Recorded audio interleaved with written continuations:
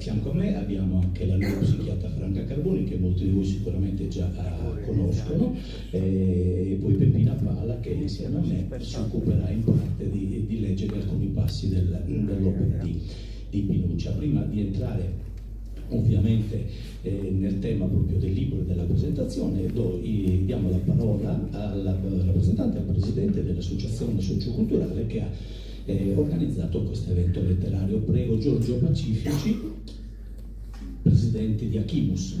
Grazie.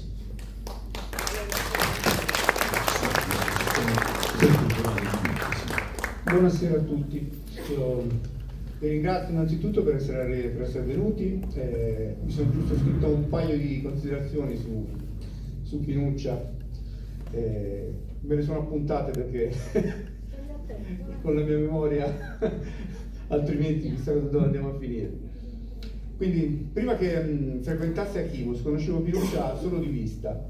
Sapevo fosse una maestra stimata, personalmente non avevo mai scambiato con lei alcuna parola, anche perché con le mie figlie praticamente non avevo avuto modo di averla, perlomeno per poco tempo, comunque come insegnante per loro. Quindi grande occasione di incontro non sono mai stato. Diciamo che i nostri mondi erano completamente diversi.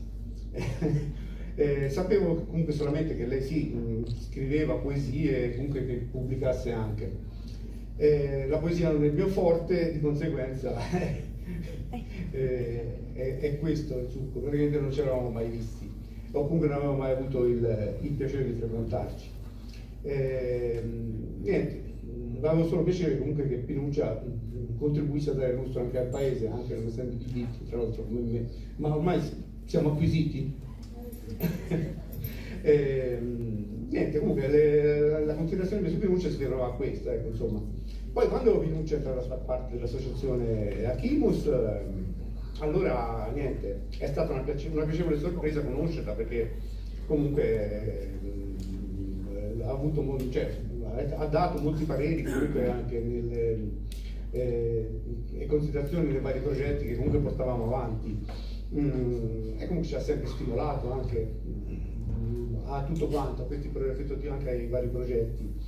E comunque anche per questo l'ha reso comunque una socia preziosa all'interno sempre dell'associazione.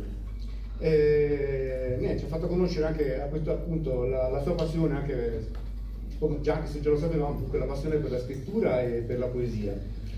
E infatti piacevolmente siamo anche lasciati, diciamo, trasportare e coinvolgere nella presentazione delle sue opere.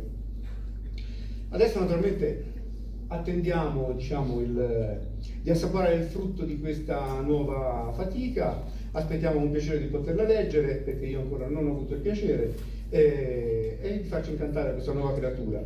Quindi Pinuccia, sei motivo di orgoglio come dicevo, per l'associazione, e come presidente assieme a tutto il resto del gruppo ti facciamo i migliori auguri, ti auguriamo veramente con questo bambolo di betulla che un buon viaggio, che comunque produca fertili frutti e numerosi consensi da parte di molti lettori. Grazie di tutto quanto. Grazie Giorgio, grazie all'associazione socioculturale Achimus. Sono presenti in sala il signor Sindaco Giuseppe Cipollini, che ringraziamo, grazie signor Sindaco. È presente in sala anche l'addetto culturale dell'amministrazione comunale, che è Mario Sanna, che chiedo gentilmente di portare un saluto. Grazie.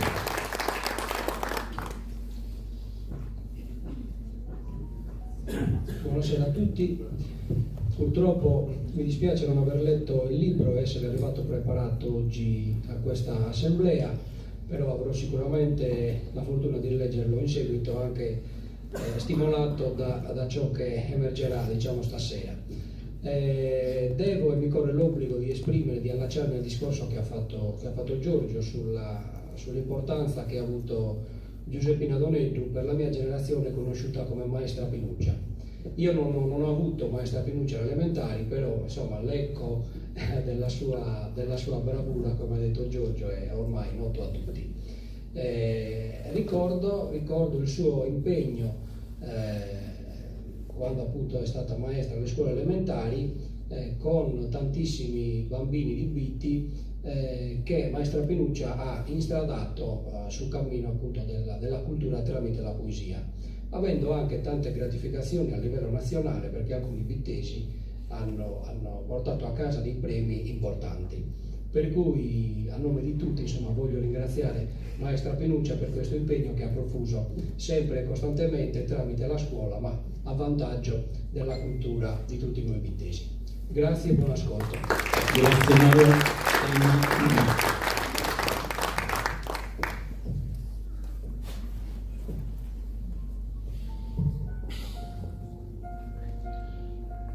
Hanno rispettivamente 22, 23 e 20 anni Emirea, Beriana e Galena.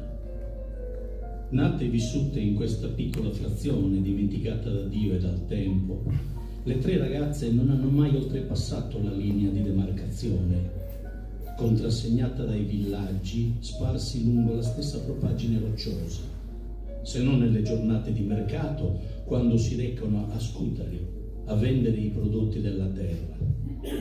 Gli erranti profumi, il trillare degli uccelli, i colorati arcobaleni sulle verdi chiome dei faggi architettano l'unico paradiso col quale dialogare, rinnovando un linguaggio segreto, intimo, sconosciuto ai più.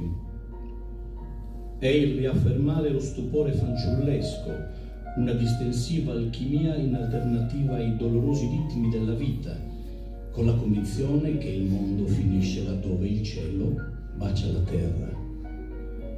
Durante le lunghe e obbligate giornate lavorative nei campi, sono solite le ragazze condividere gioie e pattimenti col timido virgulto che spunta dalla terra, col sole, col cielo e con gli animali. Conoscono il linguaggio dominante, colorito ed espressivo del cielo, la caparbietà del vento, la pioggia canterina, il trasformismo delle nuvole, il profetico volo degli uccelli, gli accordi degli animali e i diversi umori della natura. Essa le ha accolte e fatte crescere in mezzo alle zolle pronte per la semina, accanto alle tenere gemme appena spuntate e alle verdure mature per la raccolta, profumandole di terra bagnata e fluvio più o meno intenso a seconda della stagione. È in questo contatto che trovano la loro essenza, il loro humus con la faccia cotta dal sole, rugata dal perfido giostrare del vento, incommuta con la pioggia e con il sole, con le mani callose cementate dal fango. Vite uguali e diverse, vissute ai margini della sostenibilità umana, in un contesto medievale dove, a dettar legge, erano gli uomini, confortati dal più importante codice di diritto consuetudinario albanese, il Kanun. Bene, ho voluto iniziare quasi come un reading la presentazione del libro di Penuccia Doneddu, al quale chiedo subito, perché il libro che presentiamo oggi non è ovviamente il primo e speriamo, anzi siamo sicuri che non sarà neanche l'ultimo. Credo che sia già la tua quarta pubblicazione questa, la tua quarta pubblicazione letteraria. Ma sbaglio o c'è un filo conduttore che lega dalla prima sino a quest'opera che oggi presentiamo, diciamo un filo conduttore che lega la prima a tutte le altre poi opere letterarie tue?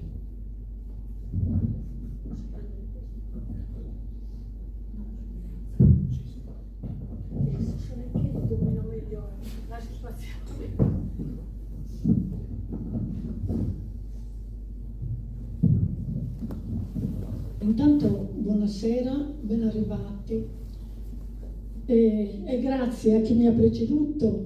Non penso di meritare tutti questi complimenti, comunque mi fa piacere.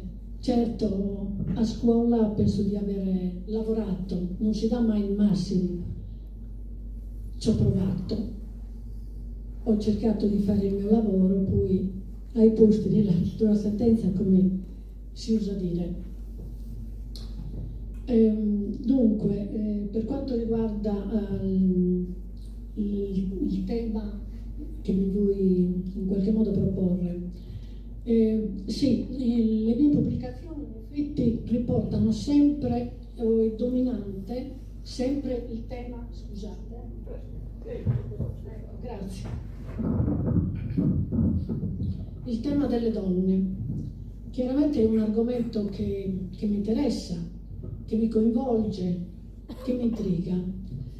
È un argomento che forse ha origini lontane, nel senso che quando costruiamo delle cose non nascono dall'oggi all'indomani. Parto da lontano, vedo mio nonno seduto vicino a un caminetto, quei caminetti antichi grandissimi dove ci stava dentro tutta la famiglia, barba bianca, capelli bianchi, col rosario in mano. Io di solito andavo tutte le mattine a cercarlo, a trovarlo, forse ero la sua nipote prediletta, non lo so, avevo il suo nome, quindi in qualche maniera. E allora gli dicevo: no, ma mi lo contas questo conto di Adamo ed Eva? E lui subito iniziava a raccontare. Dio che prende questo fango, costruisce, fa Adamo, e poi in qualche maniera Adamo è solo e prende una costola da Adamo per costruire Eva. Questo passaggio mi ha sempre disturbato, non so perché, ma è una sensazione che mi porta avanti da bambina, ma la sento ancora oggi. Mi disturbava questo fatto, ma perché Dio doveva creare Adamo e non doveva creare Eva allo stesso modo? Non lo so.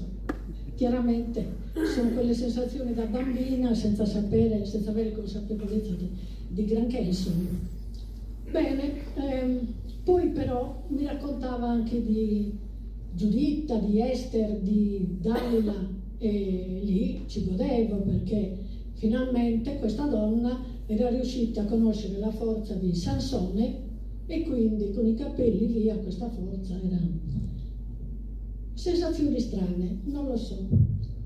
Poi vai avanti, cresci, eccetera, eccetera, vai a scuola, alle medie si iniziano a studiare le civiltà antiche, civiltà egiziana, etrusca e quant'altro, la greca, eccetera, eccetera.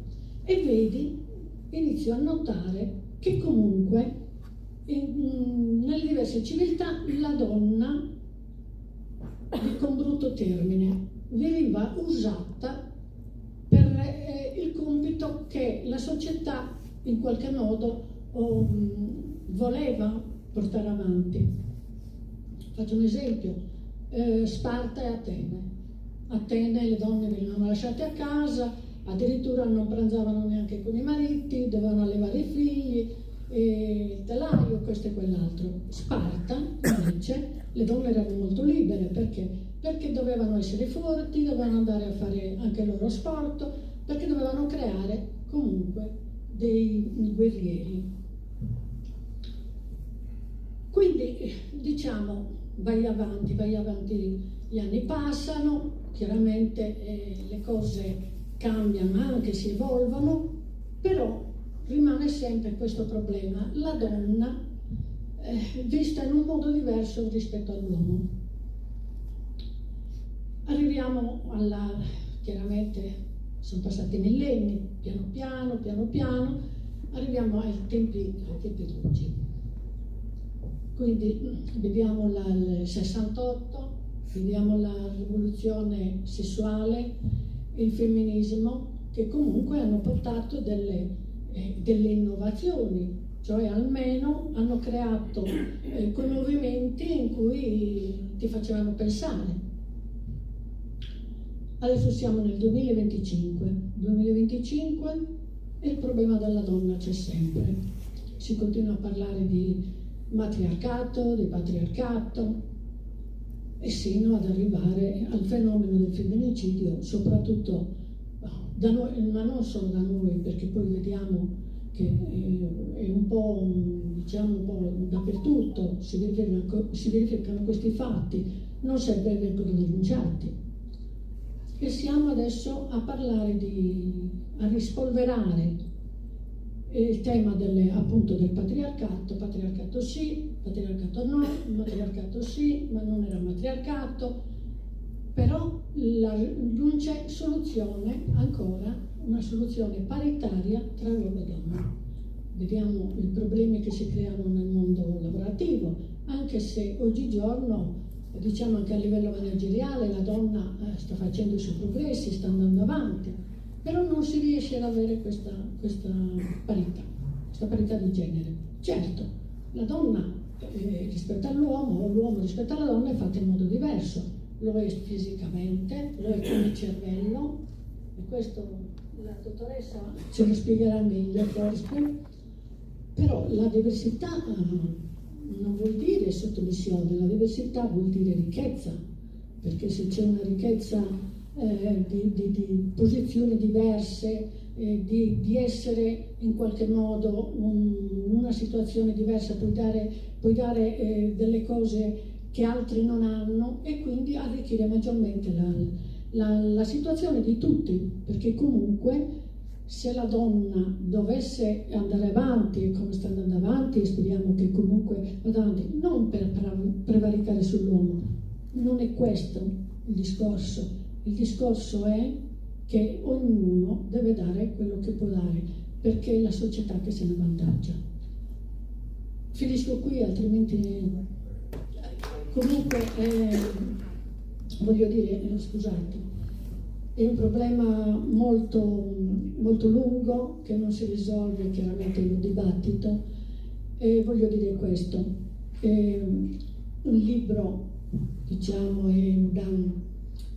è un granello di sabbia nel deserto, però se ci sono milioni di granelli di sabbia, sicuramente si riesce a formare un oceano di consapevolezza dei problemi e quindi poterli affrontare e anche risolverli. Grazie.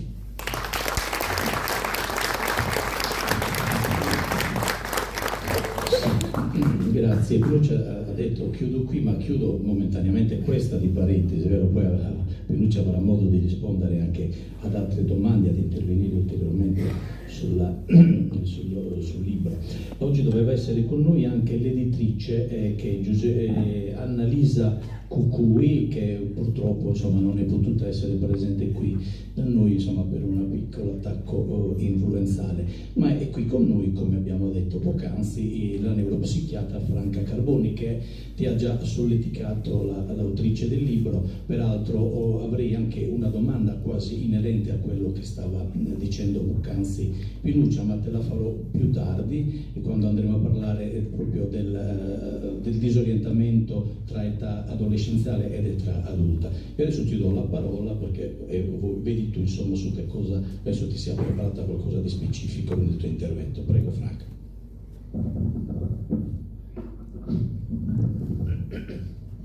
Buonasera a tutti, penso che abiti qualcuno mi conosca, e tante volte mi è piaciuto venire in questo posto, che sento un po' questi paesi tutti come casa. Fra l'altro credo che il valore della cultura che si semina in questi paesi sia molto più importante di quello che si riesce a fare in una grande città, perché qui ognuno di voi tornerà a casa raccontando appunto un altro. La trasmissione dei saperi e della cultura, secondo me, è molto più facile, così come amo molto parlare nei piccoli paesi, nelle scuole, perché credo che in questi posti si possa creare stimolo per i giusti e necessari cambiamenti. Io considero Giuseppina mia compagna di viaggio, amo definirci giovani scrittrici, nel senso che abbiamo cominciato a scrivere da poco, quindi diciamo che la nostra scrittura è agli inizi, pensiamo anche di migliorare.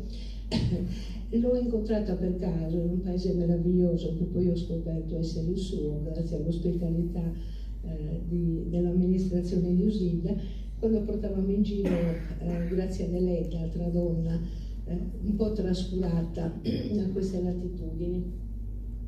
Quando l'ho conosciuta poi ho avuto la possibilità di leggere Faccia di Luna, cadendo nell'inganno in cui cadono tutti quelli che leggono Faccia di Luna, che lei fosse stata in Madagascar e che quello che descrivesse fosse realmente da lei sperimentato in prima persona.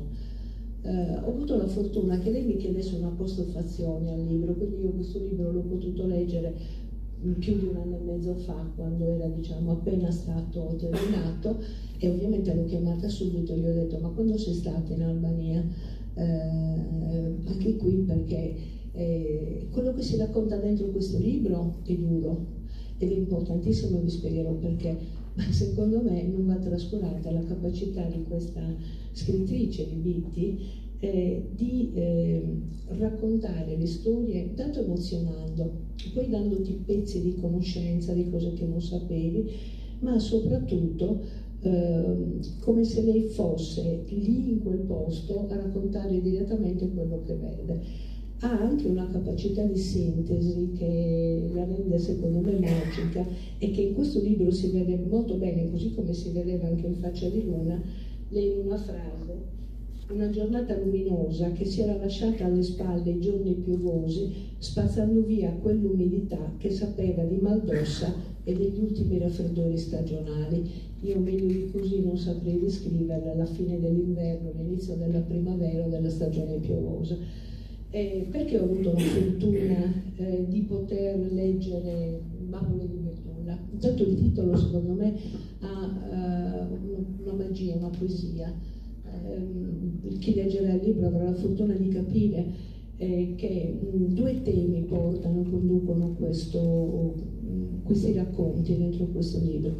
Il tema della condizione femminile in una società, quella albanese, non di adesso, speriamo, di qualche anno fa, ma ovviamente non molto dissimile da quella che molte altre donne in alcune zone veramente frantumate ancora del mondo vivono, quindi una condizione di sudditanza, di sottomissione. Ma non parla solo delle donne, parla anche dei bambini. Bambini a cui viene negato una delle cose più importanti, che per esempio la possibilità di giocare. E questo è il secondo tema che rende importante in questo libro, perché lei, probabilmente per sua capacità personale, ma anche per sua professione esercitata per tanti anni, ha una cosa che ha ben capito, che quando un bambino toglie il sorriso, la gioia, il gioco, lo stai già privando di un futuro sereno. E in questo libro questi 2 problemi, questi 2 grossi temi sono davvero trattati con una modalità che secondo me è ideale per stimolare la conoscenza, quella del racconto. Quindi non è un resoconto noioso, giornalistico, per quanto niente da dire sul giornalismo, ormai si offendesse Facchito, scherzo, ma raccontando delle storie che ti portano ad andare avanti per finire. Ecco, l'emozione che ti danno, e all'emozione che ti danno si aggiunge la conoscenza. Io onestamente non sapevo in Faccia di Luna di quello che Peppina ha vissuto in prima persona della realtà del Madagascar, non sapevo dell'Albania, non sapevo, nonostante 20 anni fa qui ci fossero tante persone immigranti che venivano a lavorare per esempio nelle nostre aziende, e neanche ho avuto un pensiero di andare a cercare le loro storie, perché in qualche modo ci nutrivamo, come ci nutriamo tuttora, di stereotipi. Quindi avevamo l'idea che quelli che venivano da quel paese fossero così, quelli lavoravano meglio, quelli erano più disonesti, quelli più onesti, quelli più bugiardi, però restando su un galleggiamento di superficie che è quello dello stereotipo, di cui ci siamo nutriti senza approfondire, cosa che invece ha fatto Giuseppina, per cui scopro magicamente che lei ci racconta le storie che a lei sono state raccontate, ma le sono state raccontate perché ha avuto la capacità di ascoltare. Questa credo che sia la cosa importante per potercele restituire. Ci vuoi raccontare perché la sofferenza dei bambini a cui vengono tolti i giochi e la possibilità di giocare ti ha colpito così tanto in queste storie, Giuseppina?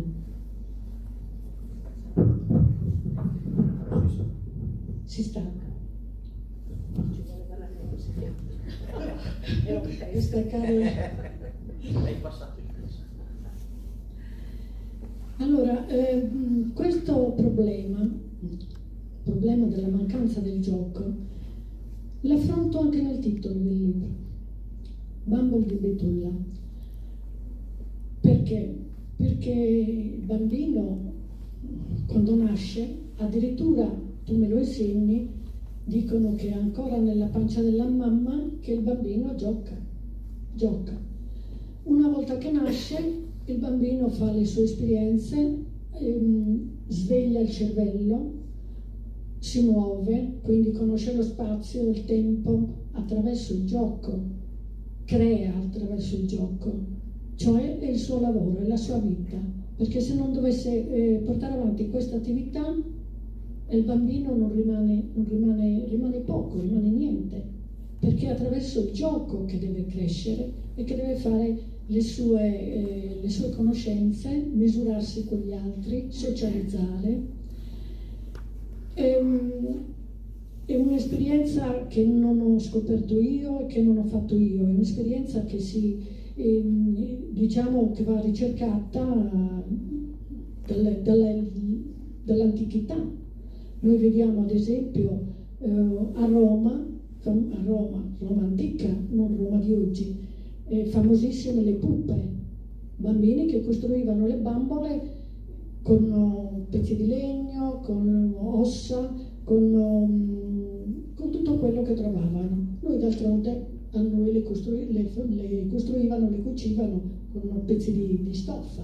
Perché? Perché comunque anche chi, voglio dire, non aveva conoscenze profonde psicologiche capiva che quella era un'attività importantissima per i bambini. Quando ho pensato quando ho iniziato a scrivere questo libro e ho capito che questi bambini albanesi non giocavano, perché a loro veniva assolutamente proibito giocare, serviva la loro manodopera in campagna e quindi c'era poco da perdere tempo, dovevano lavorare, non giocare. Però i bambini, diciamo, non dico furbizia, è un'esigenza, lo fanno di nascosto, e poi chi avrà il piacere di leggere il libro vedrà a che cosa ha portato questo fatto di poter giocare anche di nascosto e poter crescere, poter andare avanti. Quando ho pensato appunto di dare un titolo al libro, l'impresa, tra virgolette, non è stato facile. Ne ho messo su 3-4 di titoli, però già dalla prima parola sapevo che non poteva essere quello. Non corrispondeva assolutamente a quello che io volevo esprimere appunto diversi concetti che già dal titolo potesse dare in qualche modo l'idea di quello che il libro portava.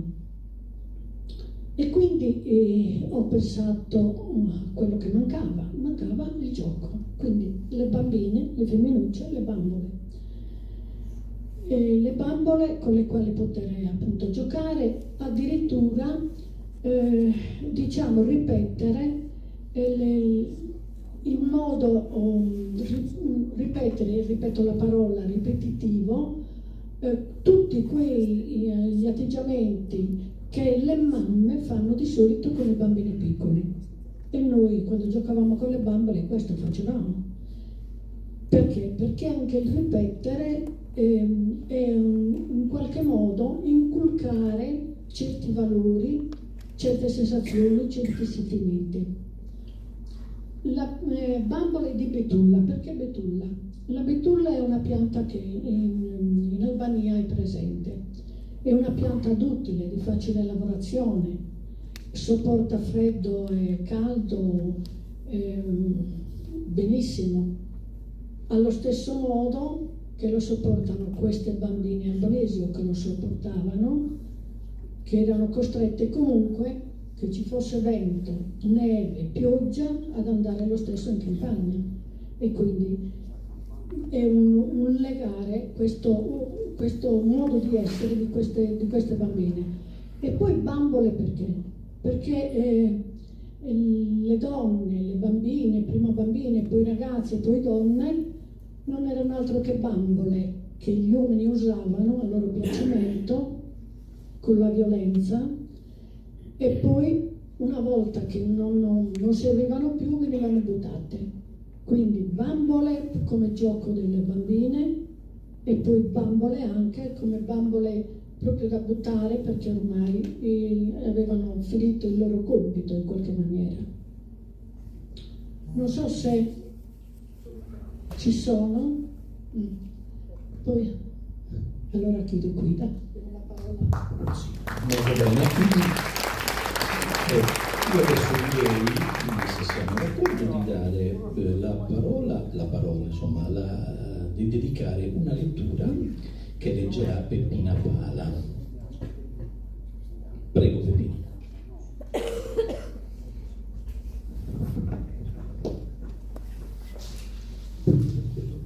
Davanti ai 12 saggi, la ragazza rinnegò la sua femminilità, il suo essere donna, per trasformarsi nell'uomo di famiglia. Giurò di osservare le regole imposte dal canon, rispettando tutti i diritti e doveri che la nuova condizione le imponeva, rinunciando in primo luogo e per sempre al sesso e alla maternità. Una grande festa cementificò la medievale tradizione, promossa e osservata per fagocitare la naturale identità femminile. La ragazzina era felice, era intratta nelle grazie del padre e del mondo che conta. Ciò che aveva perso e che avrebbe perso in seguito era niente, paragonato al rispetto acquisito, all'essere alla pari coi maschi. Mai si era sentita così in pace con se stessa e accettata da tutti.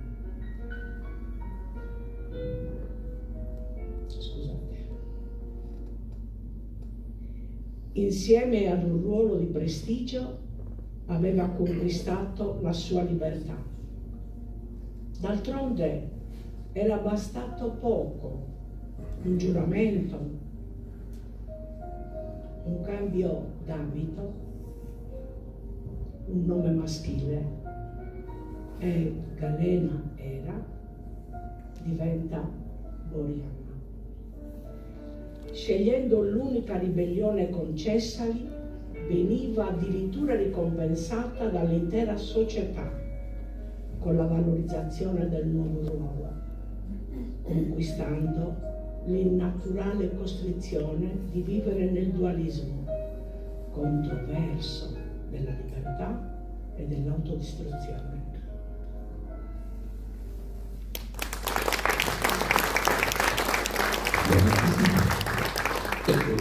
Riguardo questo ultimo passaggio, avevamo nei giorni scorsi dialogato con l'autrice e avevamo preso anche degli appunti effettivamente su eventuali approfondimenti, e il fatto che sia qui con noi Franca Carboni, gli vorrei fare questa domanda che peraltro abbiamo già accennato poco fa.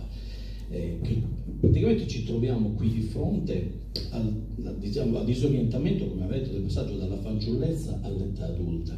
Ti volevo chiedere, come abbiamo peraltro accennato prima di iniziare la presentazione del libro, quali sono le differenze sostanziali di questo periodo della vita tra l'uomo e la donna?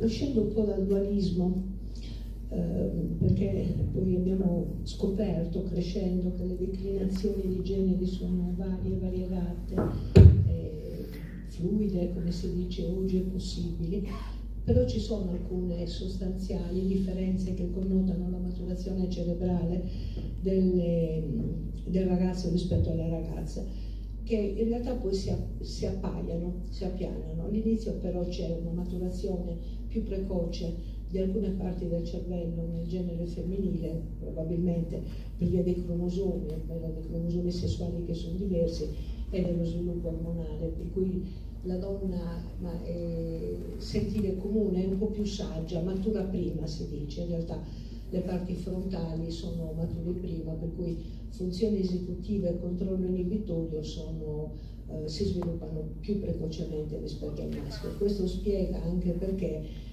il discontrollo emotivo, che oggi è uno dei temi che più ci preoccupa e ci occupa, perché buona parte dei fenomeni anche tragici che stanno succedendo adesso sono proprio da un discontrollo delle emozioni, quindi da un'impulsività esagerata, avvengono di più nel genere maschile rispetto al genere femminile, soprattutto nell'età precoce.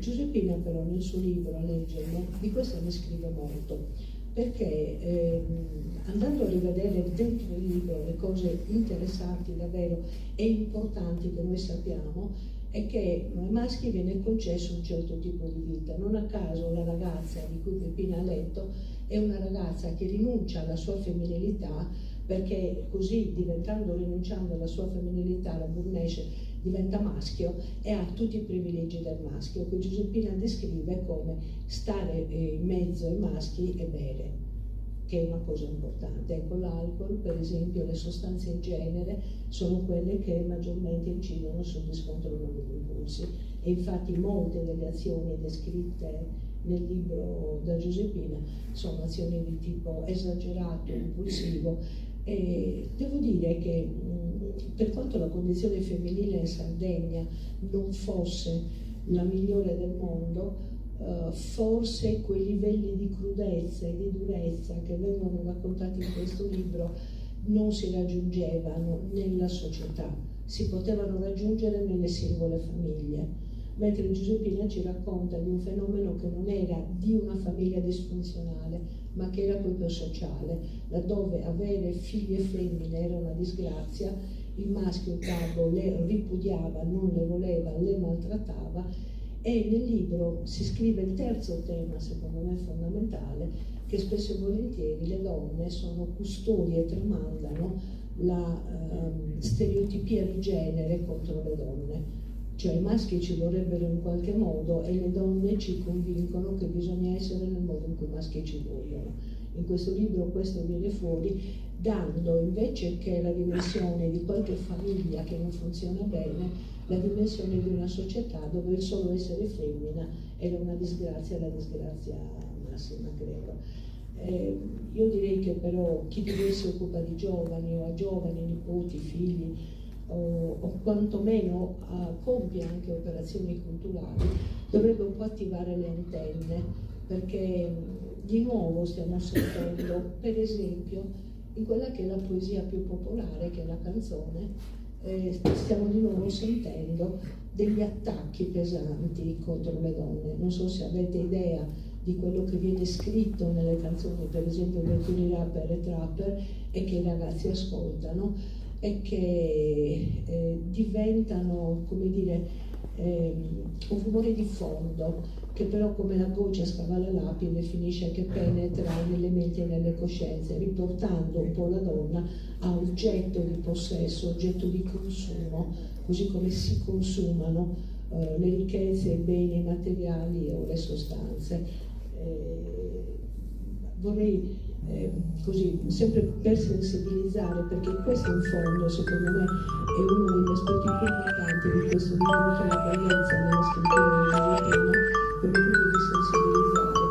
Vorrei farvi notare che quest'anno si aveva una canzone dove lei se ne va, perché lui la teneva ore e ore sul divano col telecomando in mano, quindi quella dopo un po' se n'è andata perché era annoiata morta, e però a lui manca. Che cosa manca a lui? Manca lei che cucinava cantando. Ora eravamo dei tempi di Umberto Tozzi, cioè 1977, che una donna stilava cantando, che non sentivamo più di dover cantare mentre facciamo le faccende di casa, e la canzone che ha vinto era una canzone buona. Lo dico questo perché l'attenzione verso questi temi non deve mai calare. Questo è un libro duro da leggere per i giovani, è un libro molto ruvido anche per alcuni aspetti, però è un libro che ti dice, ti ricorda, guarda che fare il giro è un amen e rischiamo di tornare indietro, quindi di ritornare un po' a quelli che sono i nuovi fatti tragici di cronaca. La consulenza, poi c'ho il consulente qui per la... No, bellissimo questo riferimento che hai fatto così proprio per me, a ricondurre alle produzioni autoriali musicali di questa problematica. Ci ritorneremo fra pochissimo proprio su questo tema. Hai fatto benissimo a parlare, sembrerà ridicolo da un certo punto di vista parlare di Sanremo, perché viene dipinto come la trasmissione più nazional popolare di tutto il coro, ma in realtà è proprio lo strumento principe per trasmettere proprio conoscersi, ma anche in negativo è stato usato moltissimo, cioè gli anni scorsi hai fatto bene a sottolineare il cambiamento di rotta, addirittura tornare indietro fino ad Umberto Tozzi sul tema. Su questo ci ritorneremo fra pochissimo, dopo che avrò fatto una lettura, però prima avevo già in scaletta volevo la prospettiva di lettura sulla domanda che ho fatto a Franca, per quanto riguarda appunto dal punto di vista letterario, però la diversità del passaggio adolescenziale all'età adulta tra l'uomo e la donna, però voglio una lettura più, come dire, letteraria da parte tua, poetica se possibile. Allora, descrivere, quindi mi hai detto la ragazza e l'uomo, sì, però lei ha fatto sì, un'analisi più, sì, diciamo, più da esperta da neuropsichiatra, sì. Anche la descrizione letteraria, quando si va a parlare, diciamo, di una ragazza, di un uomo, eccetera, è chiaro che devi in qualche modo adattare, non mi piace questo termine, devi trovare la chiave giusta per poter descrivere l'uno e l'altro, ma in maniera diversa, perché comunque diversi sono. Diversi non perché uno è migliore dell'altro o peggiore dell'altro, semplicemente perché lo sono. Sono diversi il modo di approcciarsi alla vita, il modo di vedere le cose, il modo di gestire i sentimenti, le emozioni, le pulsazioni, e quindi andare a descrivere diciamo questi aspetti. Devi comunque intanto conoscere la psicologia particolare dell'uno e dell'altro, che non è semplice. Franca sicuramente è avvantaggiata perché comunque conosce il modo di essere di queste due persone, che sono persone che hanno tutti questi, come dire, questi valori, chiamiamoli valori, tutti questi sentimenti, tutte queste emozioni, l'uno e l'altro, però li sentono in modo diverso. Quindi se tu vai a descriverli non puoi usare lo stesso registro, devi in qualche modo cercare di introdurti nella loro anima, che non è semplice. Poi non so se ho azzeccato la risposta o se ho capito bene quello che mi chiedevi. Lei è obbligata a fare l'uomo, a resistere a qualsiasi tentazione che possa macchiare il suo onore e quello della sua famiglia. Le è proibito ascoltare il cuore con le nuove sensazioni che sortiscono sentimenti sconosciuti e pericolosi. È una vergine giurata e il suo giuramento è sacro. A lei è vietato amare. Anni dolorosi passati a destreggiarsi nel suo dualismo di genere e a trovare la giusta collocazione umana spazio-temporale al suo discordante sentire. Di notte era donna nel corpo e nell'anima, liberava il seno dalle fasce, ammirava le sue forme ben dosate, immaginando la presenza di Baren vicino a lei, pronto a condividerne la femminilità rendendola felice. Poi, quando una trasparente falce di luce penetrava tra gli squilini della finestra, imprigionava Galena e liberava Burian. Su questo passaggio, questo pomeriggio con Peppina abbiamo intravisto proprio la poetica all'interno non solo di questo libro, ma di tante pubblicazioni fatte da Pinuccia.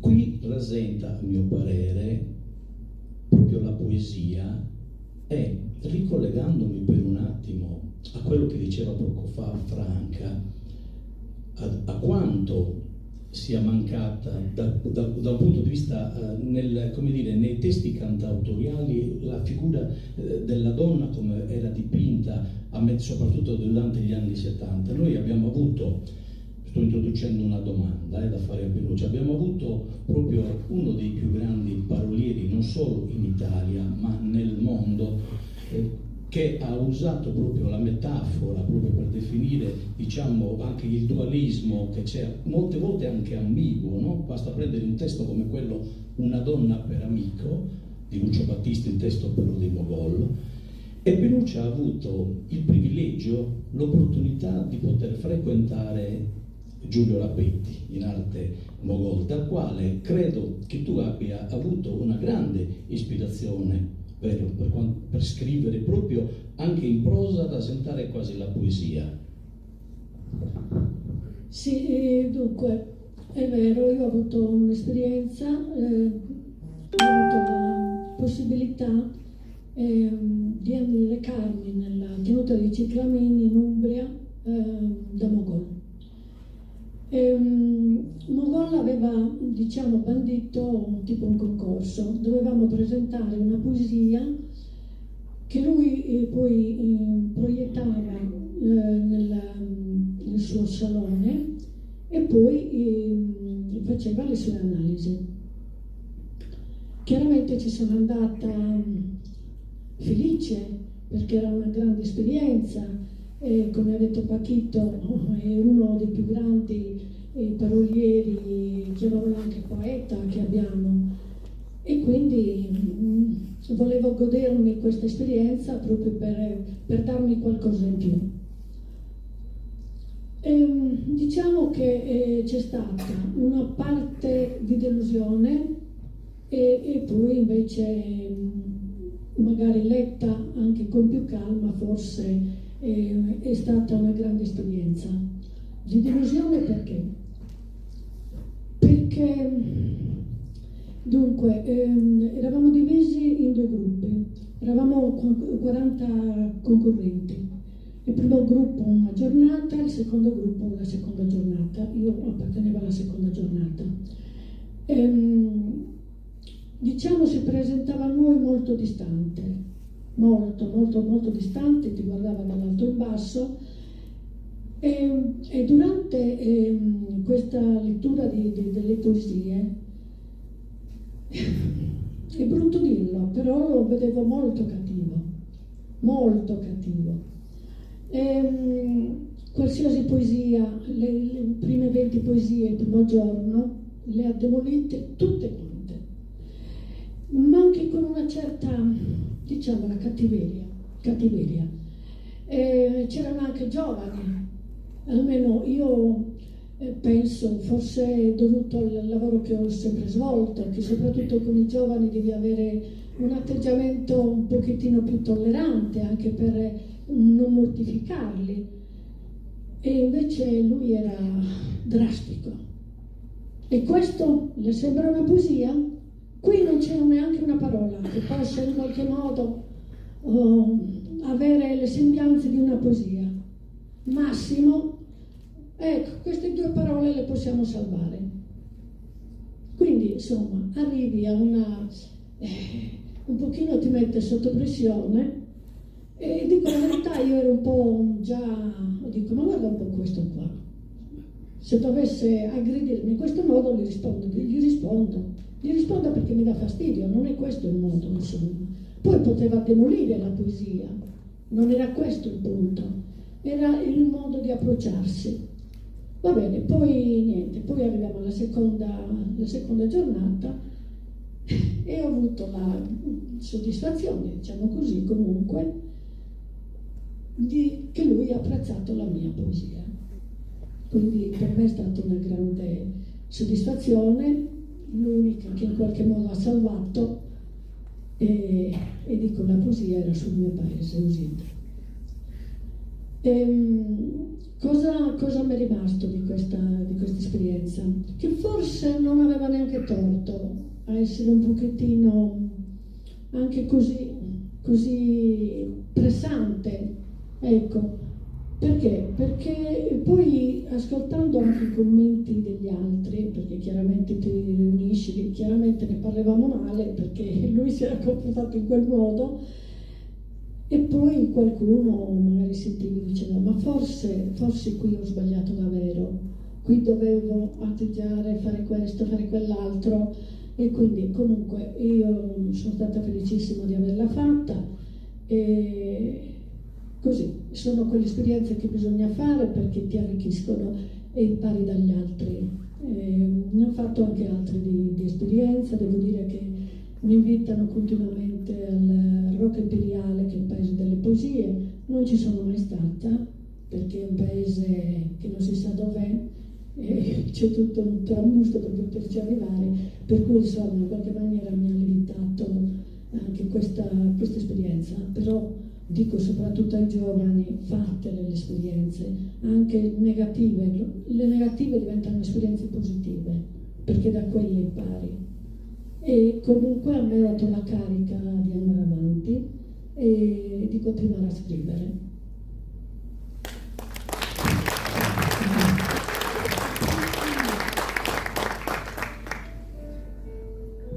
Davanti a noi ora c'è il padre di Mirea, che con aria minacciosa viene a grandi passi verso di noi. Il men che non si dica distrugge la nostra città e poi strappa dalle braccia delle mie amiche le loro bimbe. Io indietreggio stringendo al mio petto con forza la mia bambina, la sento tremare e io rabbrividisco con lei, le mie braccia diventano di ferro. La stringo così forte da toglierle il respiro. Lui, con gli occhi rossi dalla rabbia, viene verso di me, fa fatica a strapparmi il mio tesoro e quando riesce nel suo inumano intento, con più rabbia la butta per terra e la pesta con forza, con cattiveria. Sono attonita, bloccata dal dolore. Inviperito mi guarda, si avvicina e mi dà 2 ceffoni così forti da lasciarmi l'impronta della mano sul viso che scompare nel giro di poche ore. A resistere nel tempo sono rimasti i lividi dell'anima, un lutto che ancora non ho elaborato appieno. Ecco, qui potrebbe essere uno spunto per parlare delle bambole, della metafora, delle bambole, delle allegorie, perché le bambole sappiamo appunto che soprattutto in un periodo in cui siamo bombardati da filmati che arrivano da zone di guerra e quando vogliono toccarci, diciamo, proprio nel nostro intimo, ricorrendo, diciamo così, ai ricordi d'infanzia, ma tramite il dolore, inquadrano moltissimo le bambole dove vengono bombardate le case. Quindi la bambola anche come, però in questo caso, la bambola come ha elaborato uno psicologo, James Anthony Elwin, con la metafora e l'allegoria delle 3 bambole, che sono quindi anche, come dire, un segno di grande resistenza, di resilienza per quanto riguarda le donne dell'Albania.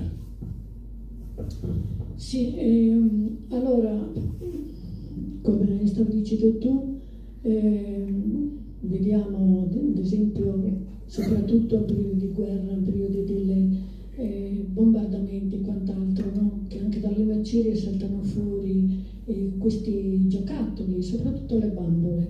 È un bel segnale quello, tra virgolette, perché c'è la guerra, perché è stato bombardato, ma proprio per dire che la vita va avanti, che le bambole è la gioia dei bambini, i bambini che sono la vita, sono il futuro. Ecco, anche se bombardano, anche se si ammazzano, poi c'è sempre il ricambio e quindi in qualche modo la vita che continua. Riferito all'Albania, dunque, abbiamo già detto, alle bambine era proibito giocare, ma loro riescono in qualche modo a crearsi i loro spazi. Chiaramente lo fanno di nascosto perché non possono farlo con il permesso dei genitori, lo fanno di nascosto in un modo tale che riescono a costruire un villaggio, diciamo, un villaggio di bambole, che è il loro paese. Perché la bambola? Perché loro non hanno affetti e non possono dare affetto, perché vengono respinte in qualche maniera. Quindi la bambola è un segno di affetto, di appartenenza. La bambola è la mia figlia. Alla mia figlia io do l'amore, do l'affetto e mia figlia mi ricambia. Quindi diciamo che il nocciolo era proprio questo, questa mancanza d'affetto. Costruiscono questo villaggio e poi vediamo che viene distrutto, eccetera. Ma qualcuna di loro non demorde, diventa più grande, ricostruisce le bambole. E poi vedrete, chi avrà appunto la pazienza e la voglia di leggere il libro, che queste bambole che lei costruisce sono l'input per la sua uscita dall'Albania e per la sua conquista del mondo, in un mondo diverso, perché poi queste ragazze che prima vediamo in Albania, poi dopo la caduta del muro, eccetera, eccetera, l'Albania cade il comunismo e possono avere il permesso di uscire, perché prima dall'Albania non uscivano. Si sono succedute tante dittature, prima la dittatura fascista, le ultime sono queste, perché prima ce ne sono state altre, prima la dittatura fascista, quindi finisce quella, arriva il disordine, eccetera, eccetera, poi la dittatura comunista. E comunque loro non sono liberi di uscire, non riescono addirittura a gestirsi, non sono abituati, c'è sempre qualcuno che dà gli ordini e loro devono seguire quegli ordini, tant'è vero che caduto il muro hanno la libertà di poter fare qualcosa, ma non riescono perché non sono abituati alla libertà, e quindi per loro diventa difficile. Tornando alle bambole, una di queste ragazze appunto ottiene la sua emancipazione proprio grazie al lavoro che fa su queste bambole. Ecco l'importanza delle bambole, perché la bambola comunque è un segno di vita, rappresenta anche il bambino, il mondo che va avanti, la vita che va avanti. Bene, io adesso mi dovete, come dire, scusate perché voglio fare una provocazione che ho appena accennato alla dottoressa Carboni, perché è da molto che volevo porre questa problematica e oggi finalmente stasera mi trovo a fianco una persona che potrebbe darci una risposta. Ripeto, una provocazione, perché con i due libri che abbiamo presentato di Pinuccia, quello sulle donne del Madagascar e oggi sull'Albania, ci siamo fatti una bella nel senso chiara, come dire, rappresentazione delle donne. Abbiamo invece altri tipi di donne che oggigiorno, quelle del nord Europa, che giocano, o mi chiedo, hanno mai giocato durante l'infanzia con le bambole, perché oggi le vedo molto agguerrite giocare con altri tipi di bambole, e sto parlando, non mi vergogno di dirlo, della von der Leyen, della Callas, la responsabile della politica estera dell'Unione Europea, della Lagarde, la direttrice presidente della Banca Centrale. Sono dei ruoli di donna estremamente diversi dalle donne del sud del mondo. Perché? Rispondo solo perché non mi vuoi interrogare su quelle italiane. Non si sa mai, c'è ancora un pezzo di vita. Perché non è ancora chiara la lista. Io dell'Italia non ne parlo, poi cosa mi dà? Ma mi dai un voto dopo.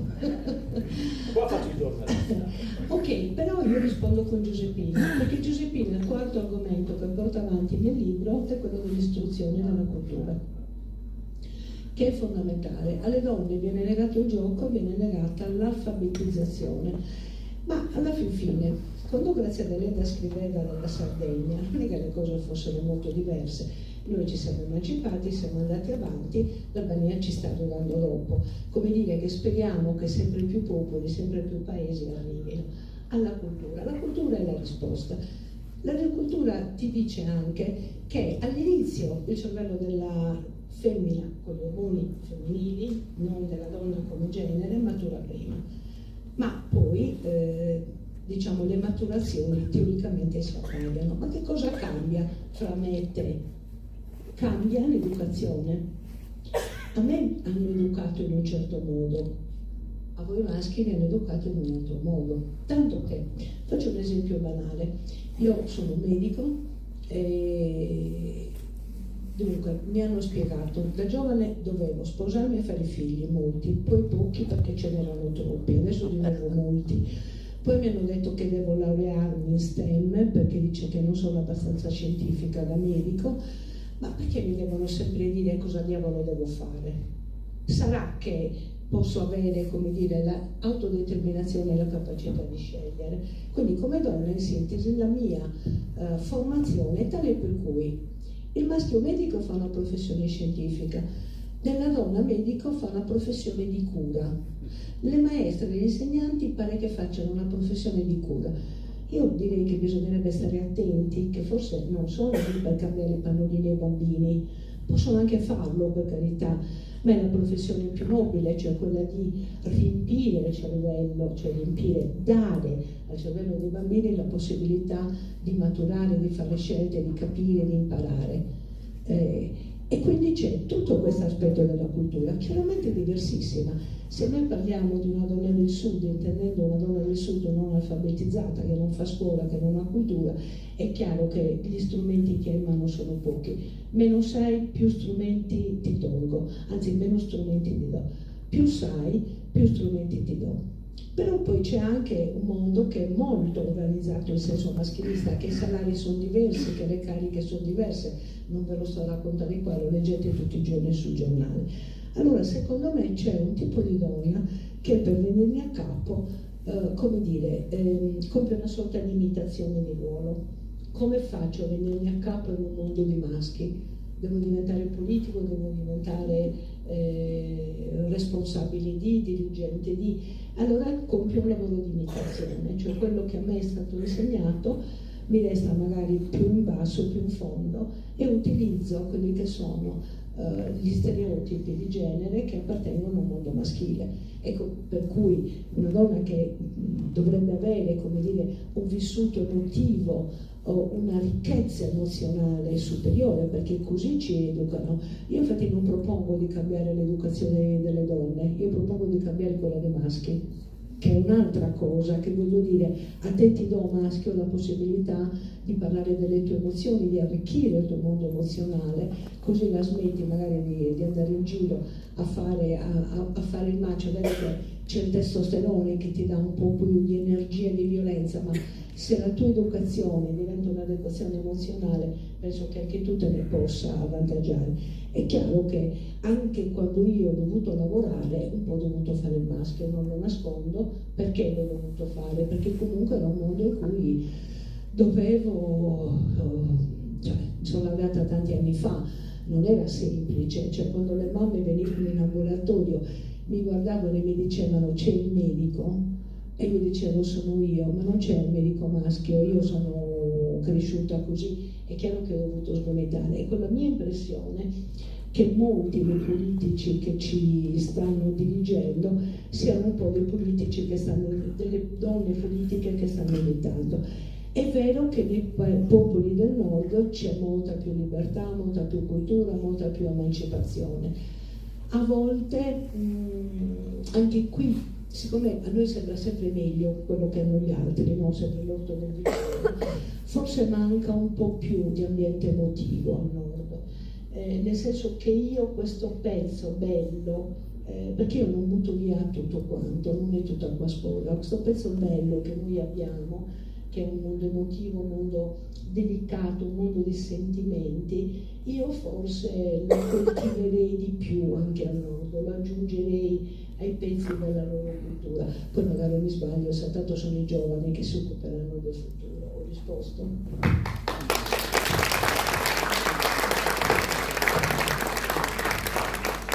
Sì, direi che di passare all'ultima lettura. Ovviamente dopo ci sarà la possibilità di intervenire e di aprire il dibattito, quindi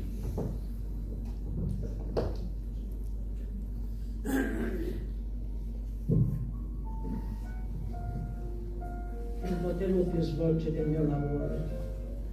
Ero diventata una persona inutile, con palese riduzione di concentrazione e di memoria, indifferente alle attività che mi avevano sempre entusiasmato. Sparita la mia proverbiale curiosità, insieme all'umorismo e all'autostima. Il microfono, sente niente. Scusate. Non potevo più svolgere il mio lavoro.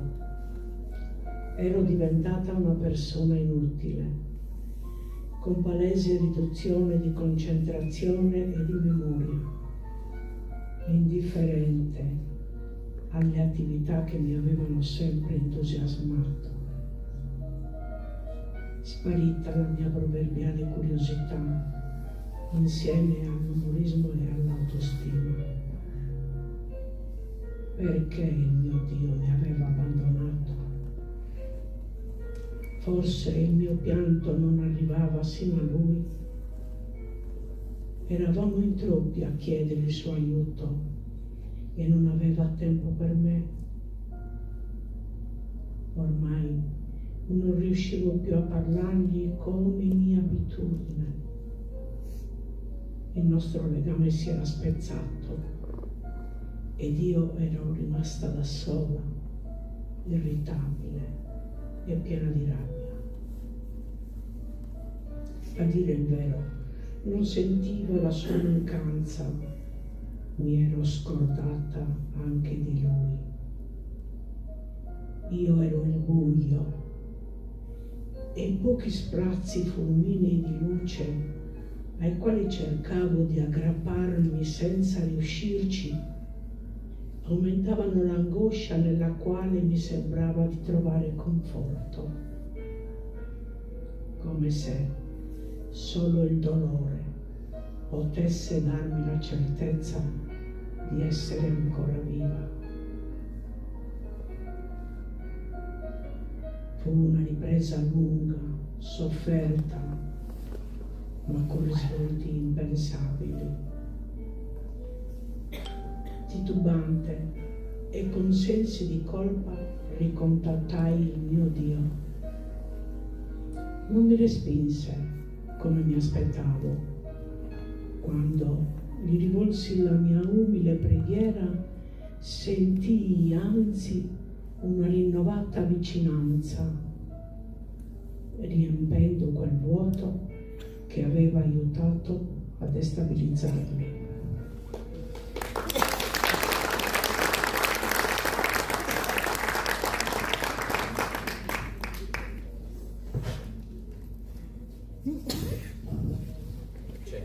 Certo, sì, abbiamo avuto un piccolo problema con le slide purtroppo, perché altrimenti durante la presentazione dovevano andare delle immagini su Madre Teresa di Calcutta, delle immagini anche con delle frasi, insomma frasi molto famose pronunciate da lei durante tutta la sua vita. Perché era albanese, ecco, certo, magari su questo effettivamente avevamo accennato qualche cosa, sulla figura. Noi ne avevamo parlato, cioè io ho voluto addirittura aprire il libro proprio con la figura di Madre Teresa di Calcutta, perché comunque mi sembra la persona più meritevole in qualche maniera di essere ricordata.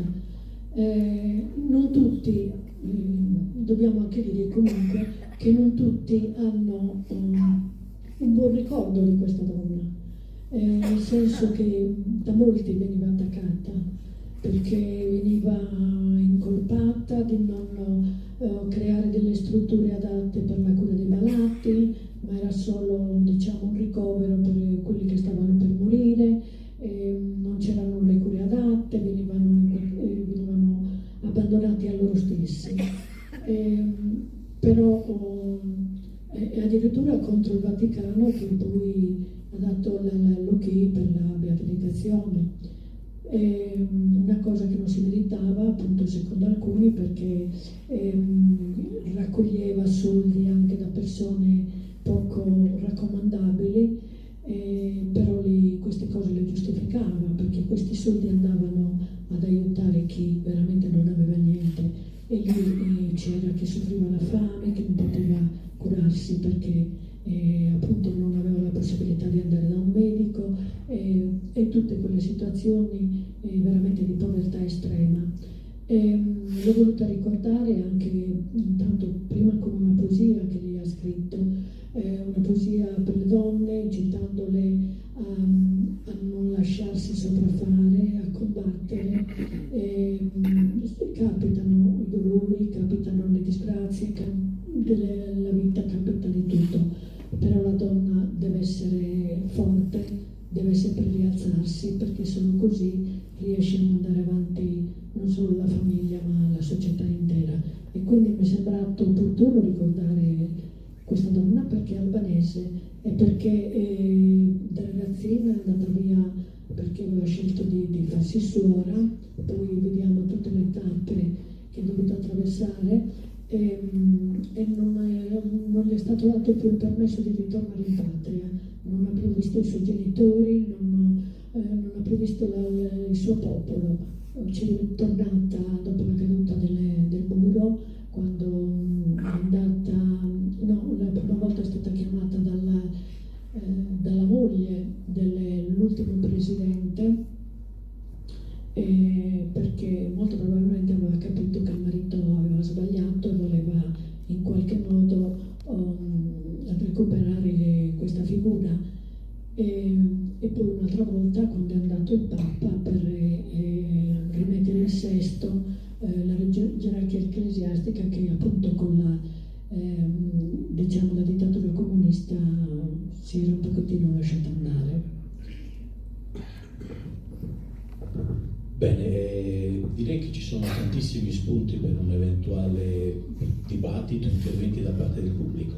Direi che ho già una persona che si è prenotata e mi fa molto piacere che vuole intervenire, ed è proprio il nostro primo cittadino. Prego, Giuseppe Ciccolini.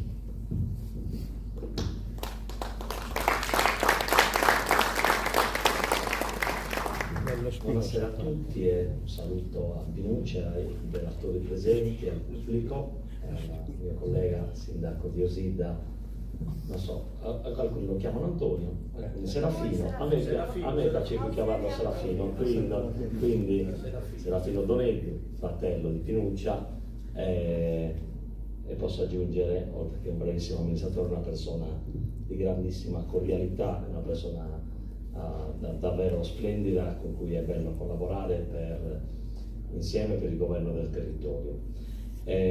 Pinuccia mi aveva chiesto di intervenire, gli ho detto che non c'era bisogno, però il dibattito è davvero stimolante. Ma io vorrei non soffermarmi sul libro che non ho avuto modo di leggere, ma sulla attività di Pinuccia.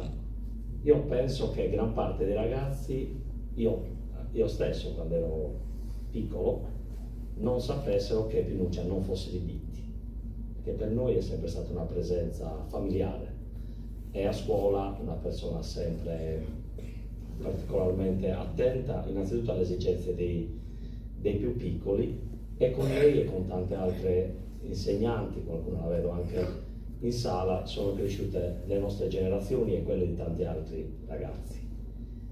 In quegli anni, anzi per decenni, a Bitti la classe dirigente, soprattutto quella che poi amministrava il paese, è stata caratterizzata da una presenza fortissima di insegnanti, professori. Noi per credo almeno una trentina d'anni abbiamo avuto, fino ai primi anni 2000, in modo continuativo quasi senza interruzione sindaci, insegnanti o professori. Mai una donna. E quelle tante donne che erano impegnate appunto a crescere e a educare le tante generazioni di ragazze, pochissime sono state impegnate attivamente nell'amministrazione comunale. Adesso qua c'è Rina, e manca un'altra Rina, io non ne ricordo tante altre impegnate attivamente, direttamente con incarichi nell'amministrazione. Pinuccia invece lo ha fatto, ma a Rosida, mai a Biti. E allora, e con questa breve riflessione voglio lasciare, mi chiedo e le chiedo, si è sentita un po' soffocata nella possibilità di svolgere attività politica a Biti in un mondo in cui fondamentalmente i suoi colleghi a scuola erano tutti maschi, quelli che svolgevano in primo piano un'attività politica, e l'altra è una riflessione per lei e anche per me. Io ho sempre un grande rammarico, ho sempre avuto un grande sogno, ho sempre pensato che i nostri paesi sarebbero più belli, più accoglienti se li costruissimo, se li avessimo costruiti, perché per me è un'autocritica a misura di donna.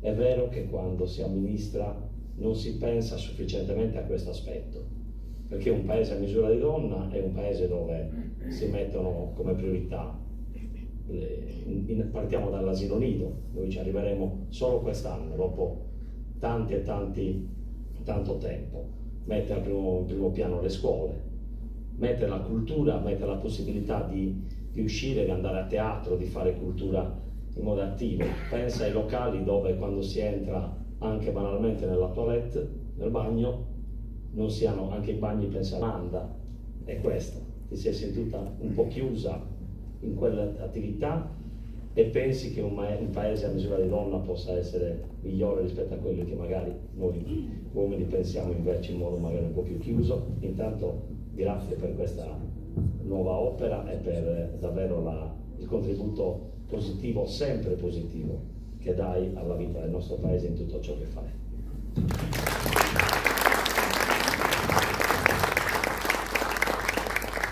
Grazie a voi comunque di questa opportunità e di questa serata, che sono sempre delle esperienze molto belle che arricchiscono, penso, tutti, chi è interessato direttamente ma anche chi non lo è.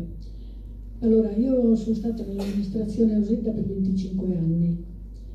Perché? Perché all'inizio, buttata lì come si facevano le liste nei paesi, avevo appena compiuto 21 anni e mio padre mi ha candidato, per dirla giusta, perché funzionava così, insomma. Poi chiaramente ci sei in mezzo, ti fai l'esperienza e vai avanti. Un'esperienza che io penso che debbano fare tutti i giovani, tutti, perché comunque ti apre molte porte, nel senso di veduta, di conoscenze, non porte in altro senso.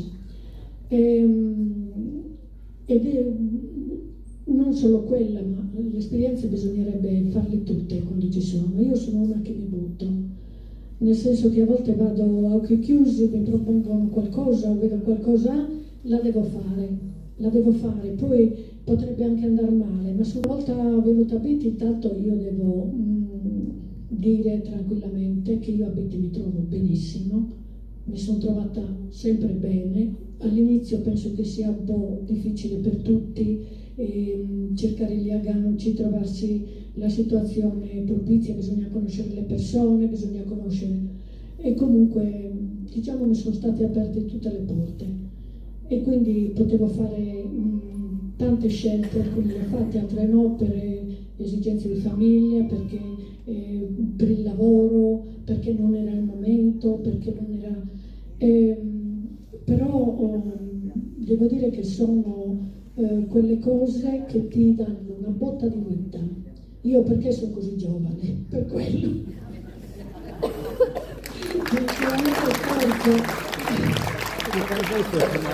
Veramente scherzo.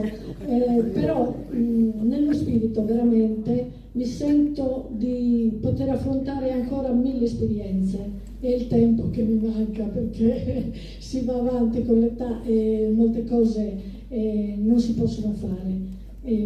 Ragazzi, giovani ce ne sono pochi, ma dico ai ragazzi: buttatevi, fate le esperienze, che sono quelle che veramente vi rendono la vita migliore, che vi arricchiscono, che vi, non lo so, vi portano a conoscere dei mondi sconosciuti e a leggere poi lo stesso tuo mondo in un mondo diverso.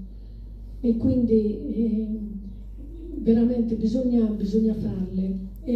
Anch'io avevo paura a volte di fare l'esperienza, anche quando sono stata lì all'amministrazione Ausida, eccetera, c'era sempre la paura di sbagliare delle scelte, errori ne abbiamo fatto tanti, io in primo luogo, e poi ci ripensi, le rivaluti le cose, le valuti in un altro modo. Un po' di rivisura, perché sicuramente i pensamenti ce ne sono da due parti, però anche così è positivo e bisogna farle. Comunque sento il dovere di ringraziarvi tutti, cioè, voglio dire, mi avete trattato benissimo e molto probabilmente non merito tanto, anche con la numerosa presenza e comunque anche con la, voglio dire, con tutti gli attestati di stima che mi sono stati espressi. Grazie comunque.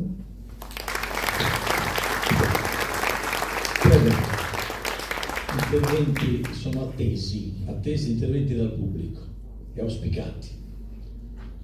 Mentre che mi permetti una battuta di colore, come ha detto il sindaco, tu non hai mai avuto la possibilità di fare politica attiva e amministratrice a vita, però avevi un marito, che lo dico con tanto affetto, Michele Farina, che era uno dei dirigenti della sinistra della Democrazia Cristiana a Vite. All'epoca io frequentavo da giovane proprio una delle mie prime esperienze, mi ricordo che Michele era proprio uno dei più attivi all'interno della Democrazia Cristiana di allora.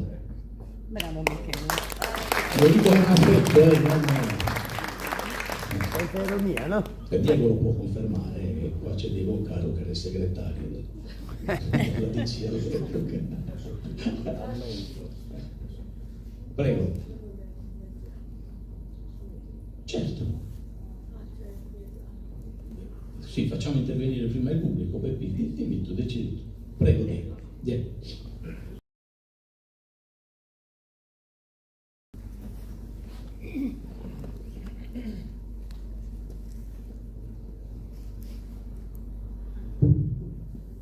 Io volevo chiedere a Giuseppina,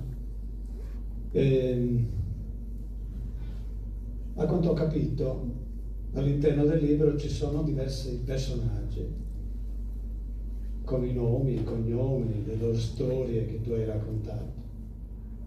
Com'è che hai costruito il libro? Sono persone che tu hai contattato, che hai conosciuto, con le quali hai parlato? Sono persone che hai intervistato, che sei andata a trovare, in modo tale che poi, dopo aver, diciamo così, conosciuto i personaggi, tu hai costruito per ognuno un racconto. Puoi rispondere a questa mia domanda?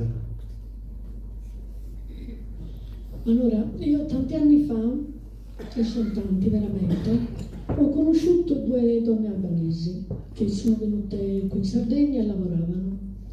E insomma ci incontravamo e a volte facevo qualche domanda, loro erano molto restii a parlare, devo dire la verità. Ci siamo incontrate per anni, in un periodo estivo, va bene? E quindi avevo la possibilità tutte le estati per un paio d'anni di rivederle. Ripeto, parlavano molto poco, però ogni tanto saltava fuori qualche parola diversa da quello che magari mi aspettavo. E poi si è creata una certa confidenza, anche perché le incalzavo, mi incuriosiva quello che loro dicevano. E iniziavano a raccontare spezzoni ed era sempre l'esperienza di qualcun'altra, non era l'esperienza loro, sempre di quella cugina, di quella che abitava in un paesetto vicino, di quelli che abitavano, questi ragazzini abitavano, quelli di cui parlo, la maggior parte abitavano nel confine col Kosovo, quindi proprio nelle montagne, erano dei villaggi. E quindi tutto avveniva cioè ad altre, loro non dicevano mai che era una loro storia, eccetera. E quindi tanti spezzoni. Io poi arrivavo a casa e appuntavo. Per anni io queste cose non le ho più riviste, non ci ho più pensato, loro non le ho più viste in zona, evidentemente sono andate altrove, non lo so. E un giorno mi sono decisa a mettere a posto in un cassetto e ho trovato questi appunti. Trovo questi appunti, ho detto ma non è possibile insomma che succedano certe cose, che ci siano certe cose. E mi è venuta la curiosità, devo dire, e ho iniziato. E ho letto tanto di questo, ho visto anche dei film, perché hanno fatto, ad esempio della Bundes, hanno fatto anche dei film. E la cosa francamente mi ha spiazzato, perché erano delle cose per noi molto lontane. Qualcosa forse l'avevamo vissuta 100 anni fa, 200 anni fa, ma non sicuramente adesso, anche nelle zone più, diciamo, più depresse, poteva essere della Sardegna, dell'Italia, e quindi mi sono documentata e ho dovuto studiare, ho fatto questo viaggio in Albania, questo viaggio attraverso lo studio e attraverso questi racconti che comunque mi hanno in qualche modo regalato queste donne, io ho costruito i personaggi. Chiaramente i nomi non sono quelli, i paesi non sono quelli, anche perché devo stare attenta nello scrivere, perché l'Albania è un paese molto vendicativo. Lì la vendetta è pane quotidiano, cioè è per obbligo, perché se tu non ti vendichi non sei un uomo. E quindi bisognava in qualche modo anche camuffare quelle cose che mi avevano raccontato. Per cui capita che in una storia possa raccontare un pezzo di una cosa, un pezzo dell'altro, cercando appunto di non dare la possibilità agli albanesi di poter riconoscere anche delle persone e potersi vendicare. Perché poi appunto se avete modo di leggere il libro vedete quello che era successo con queste ragazze. Non tutte sono venute qua con l'autorizzazione degli uomini, perché erano loro a dare questo permesso, perché altrimenti non potevano spostarsi. C'era la figura del aveva fatto un giuramento col sangue proprio, e lì non poteva sgarrare. E poi anche lì, dopo tanti problemi eccetera eccetera, la libertà è poter venire, andare fuori dall'Albania, però sempre con questa spada di Damocle in testa. E quindi insomma ho cercato un pochettino di ricostruire i personaggi in Albania, ma senza far riconoscere in qualche modo quelle persone.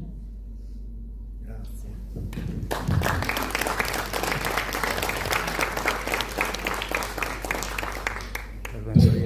Bustiamo, posto. Prego.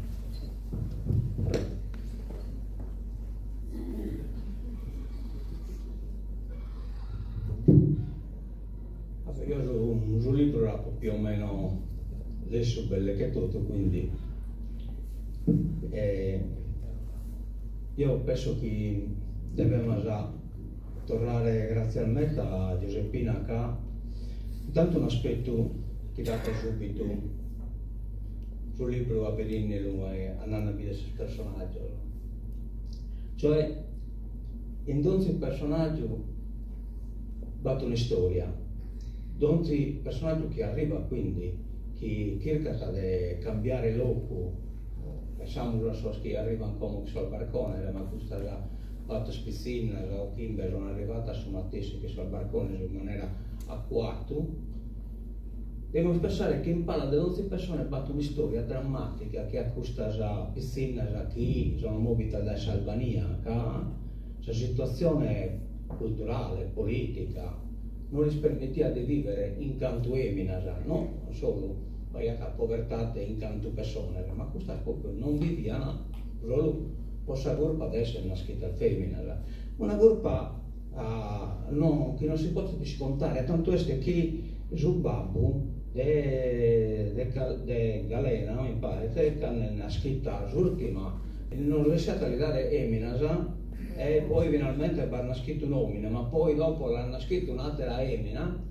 Emina praticamente l'ha fatta eliminare dal femmina in famiglia in troppo, insomma, cioè si arriva a questo tipo di questo canuno che praticamente quasi è un testo di comportamento ma che rappresenta un testo religioso talebano praticamente, cioè già la condizione di Semina in Albania come la spinta da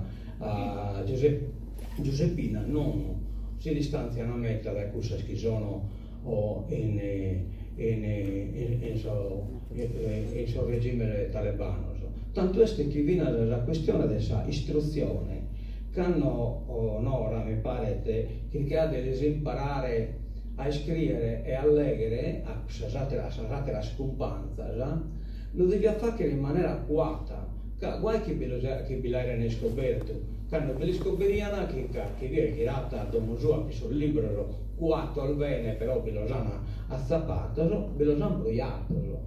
Questa condizione non poteva variare, devia essere per forza cussa, caso le semina devia essere in questo tipo di cultura devia essere scusso. E poi viene già, questa cosa non è scambiata che sul cambio di regime da una dittatura di un tipo a una dittatura di un altro, quindi poi sono state restituite in scuola, ma solo i centri principali di Salvide se non vivono in questa piscina non va arrivato nulla, quindi sono richieste da crescere gai.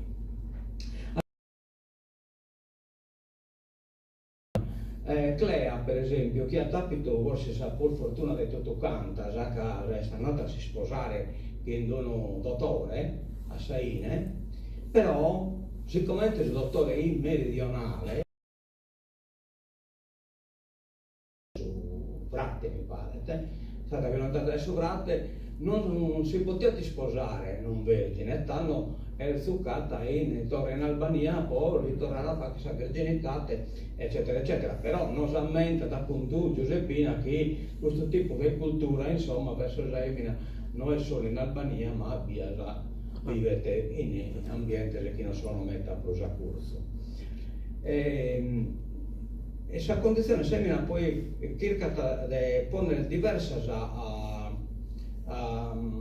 diversos pareri, per esempio citata la frase dell'uomo che comprò la luna, mi pare che si narrate, ecco, che le dimanda e le femmine in Sardegna come te sono?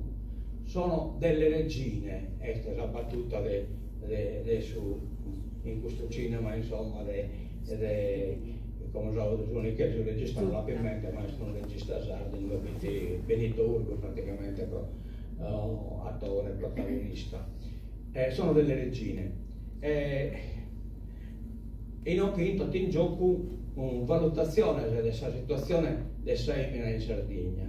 E non che questo intervento metta bene il Bacchino Bannino, che poi è appunto questo intervento sopra questa correzione dell'idea del suo matriarcato e del matricentrismo, cioè del Semina che ha comunque un ruolo in Sardegna e che a suo manco non si prospetta da un tipo di cultura come da quella pintata un po' Albania.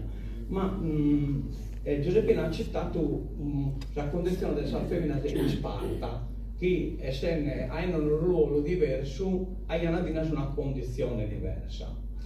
Antologia dell'universo femminile dell'Ossorio Monne che pone da paragone tutto, più o meno la femmina in tutte le parti del suo mondo e trasa due schisarvata le condizioni per Saimini Spartana e Saimini Sarda, proprio che in riferimento a questa condizione del matricentrismo. Quindi questo è un arreio meta profondo su hacker, ma comunque sia io concordo che scusa non metto il suo nome, che ha nato che questa educazione che poi hacker te assai in tutto canto.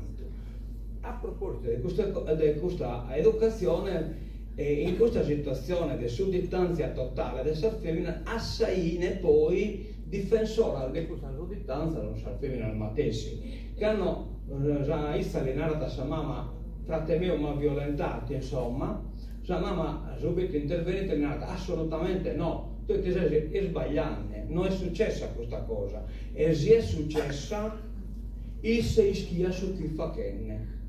Cioè quindi rientra in su ambito culturale accettabile in questa condizione ovviamente, e quindi è chiaro che l'intervento deve essere in ambito culturale in modo tale che cosa non sia assolutamente accettabile. Ecco, quindi fino che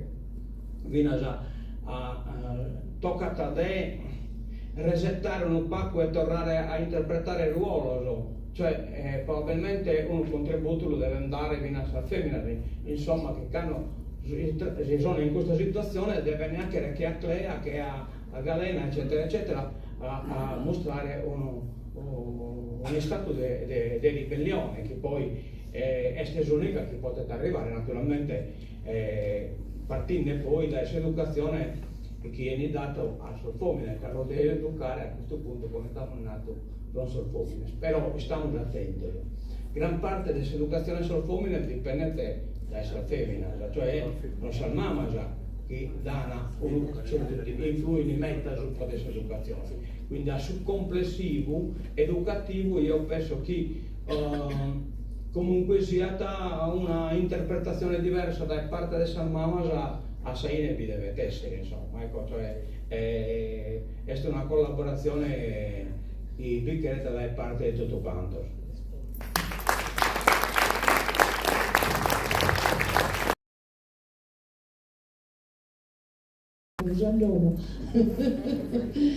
Tanto ero po našu comincio, usaremi anche e narana e mantenere soschisa una società che è di tipo maschilista e patriarcale, comandata, esamina in domo, trasmettiti questi valori. Altre possibilità non andare a casa. E che non andavo, meda faticosa. Ti assicuro che non è facile di venire a capo, che per il laureata, per il bravissima, per il professionale, una emina, la serietà di una emina non si misura da chissà professione. E non vi spiego quindi che si misura il numero di rapporto, di relazioni, di sposo scanapio. Siamo uguali a questo punto, siamo su un pacchinetta. È vero che noi abbiamo anche le medie strada, però è pure vero che la cultura dominante si scuola, non si chiede ad esempio se matessi scontenuto non hanno una facilità. Adesso faccio un esempio. Noi siamo solo per una nota, grazie a lei, accattato la quarta elementare. L'altra ripete che l'avrà dava media di scuola, che hanno già semina, non potevano andare oltre la quarta elementare. Adesso tante volte ha proposto in pubblico che gli diano una laurea da un'ora mica chilocco, la danno a tutti, a questo nono. Da lì di scuola non li studiamo. Ora, se rimanda este, non è così brava, non è sta gradata, non si dispiacchia, o non li studiamo, che comunque è una emina.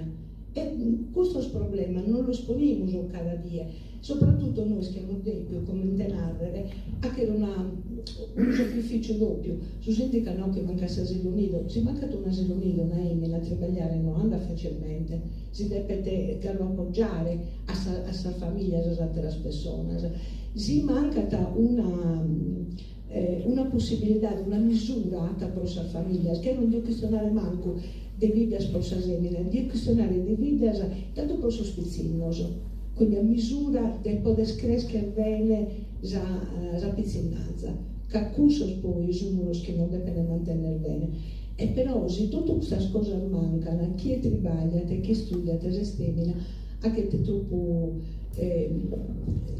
fatica. E quando abbiamo troppo fatica, noi siamo sperifagate, siamo sperinervose, abbiamo quello che ve lo dico in italiano, perché in sardo ancora non è stato coniato, quello che è l'affaticamento cognitivo. Chiedo da cosa, che da mangiare un chitto qualcuno mi domanda qualche cosa, prima non sa scalza che mancano, poi non mi ha sposto la mudanza, poi si è preparato a manicare, poi si è preparato lo zaino, poi hanno a tribagliare nelle scuole e dopo ha imparato prima a proposito di imparare, poi giro dopo ha preparato il pranzo, tutte le spese e così via. Fine sera non le posso più, non le posso più. Bene, ma se noi non campavamo bene, viva Dio, neanche gli uomini campano bene.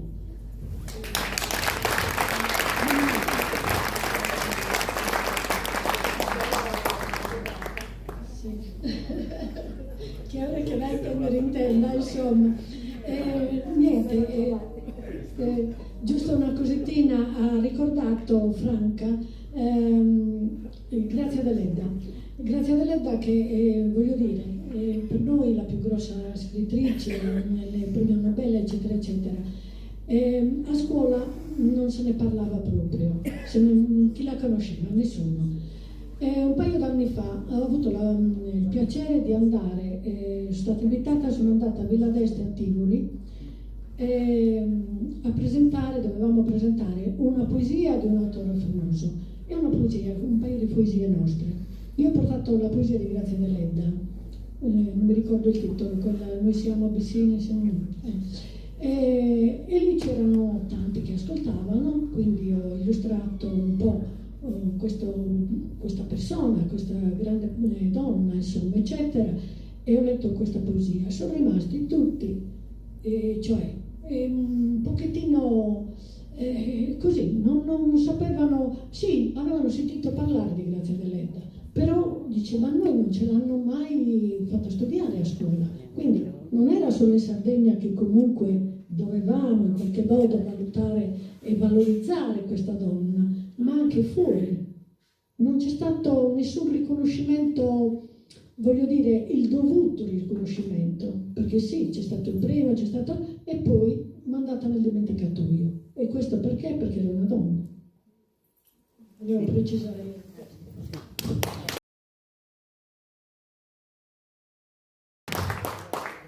Devono crescere.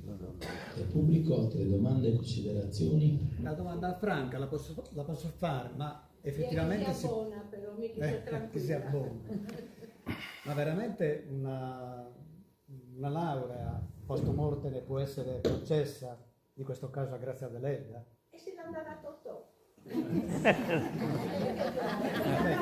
No, io colgo l'occasione che c'è il commissario della provincia, che è il sindaco di Vitti, che può prendere a cuore una cosa di questo. No, ma sono università.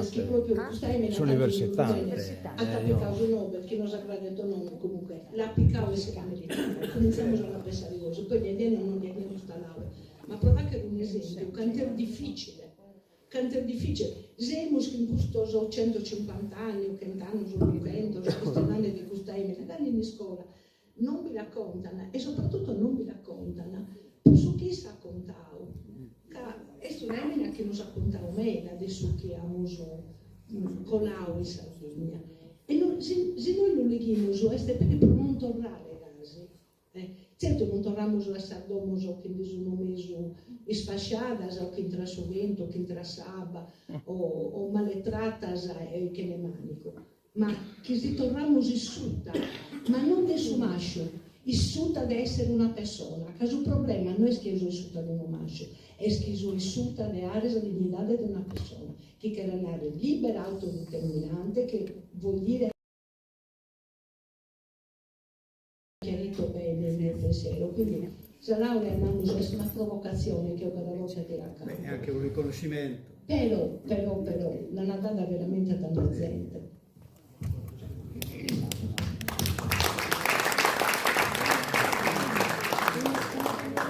Prego. Se non ci sono altri interventi, però un'ultimissima domanda anche io te la voglio fare, proprio perché dobbiamo approfittare della presenza di una scrittrice Cervelli come te. Allora, la mia considerazione è questa. Hai detto durante il dibattito, cioè precedente, durante uno dei tuoi interventi, riferendoti a aspetti di emulazione nel comportamento di alcune donne che vogliono emulare il maschio quando soprattutto si elevano a posti di potere, insomma, anche se non sono proprio, comunque insomma c'è questo. Ma nel corso dei millenni della nostra evoluzione a volte mi è venuto in mente che noi invece, noi maschi, siccome è raro che un uomo voglia emulare nel comportamento una donna, però credo che tutto quello che l'uomo fa nell'inconscio non sia altro che proteso ad avere il vostro consenso, la vostra approvazione, conquistarvi. Nell'inconscio? Sì, può essere, qui c'è un problema, perché sembra che i maschi siano allevati in modo privilegiato. Ritorno a fare una cosa, perché altrimenti sembra di nuovo che siamo due schieramenti, io da una parte e voi dall'altra. Non è così, secondo me, che va intesa. Ai maschi, per esempio, viene negato la possibilità di emozionarsi, di soffrire, di dirlo, di piangere, di avere sentimenti. Tipo scientifico deve andare da uno psicologo, non chiede un permesso dal lavoro, si prende un giorno di ferie. Se deve andare dall'ortopedico si prende il permesso dal lavoro, perché è vietato ai maschi essere deboli, e questo per voi è un problema, così come per noi è il problema che ai maschi viene obbligato ad esercitare la forza, ad esercitare il possesso. Certo che ognuno di noi cerca l'approvazione della mamma, l'approvazione della famiglia, l'approvazione del babbo, ma quello che secondo me andrebbe cambiato è proprio il continuare a dividere. Noi siamo degli incastri, funzioniamo solo se siamo insieme, a continuare a dividere il mondo in fazioni. Se continuiamo a dividere, perché divide e timpera, riusciamo comunque ad avere ragione degli uni e degli altri. Allora, i maschi esercitano più violenza fisica, le donne esercitano maggiormente la violenza di tipo psicologico, anche all'interno dei rapporti. Io questo non lo nego, anche perché ci sono delle psicopatologie di cui Grazia Deledda ha parlato tantissimo, fra l'altro. Non è che io vi sto raccontando cose che ho studiato a scuola. È vero che voi avete un modello da seguire, siamo tutti all'inseguimento del modello che ci è stato proposto. Quello che gli uomini politici di cultura dovrebbero provare a valutare è se questi modelli sono stati fino a questo momento efficaci ed efficienti. Per esempio, Giuseppina, quando nel libro parla dell'accoglienza e fa vedere le sue raccoglienze degli emigranti, ci sta dando un modello diverso. Se noi continuiamo a maltrattare popoli, bambini, a frantumare, non so immaginarlo neanche, cioè io non riesco a pensare a che mi tocchino un dente senza anestesia, figuriamoci una cosa del genere. Questi bambini, che cosa ci aspettiamo che ci restituiscano? Sorrisi e coccole, che ci trattino bene. Quindi il modello è un modello che va ripensato. Conviene un modello aggressivo? Conviene un modello castrante per i maschi e per le femmine in modo diverso? O conviene un modello, che non voglio dire paradisiaco, ma conviene un modello di rispetto nei confronti delle persone? A noi cosa conviene? Ai vostri figli cosa conviene? Ai vostri nipoti cosa conviene? Fino a questo momento i modelli che abbiamo avuto sono questi, di contrapposizione, di prevaricazione, di arroganza, di io sono più forte di te, in vari modi. Non so se ho chiarito. Molto bene. Chiedo la parola a Diego Caro. Prego, Diego.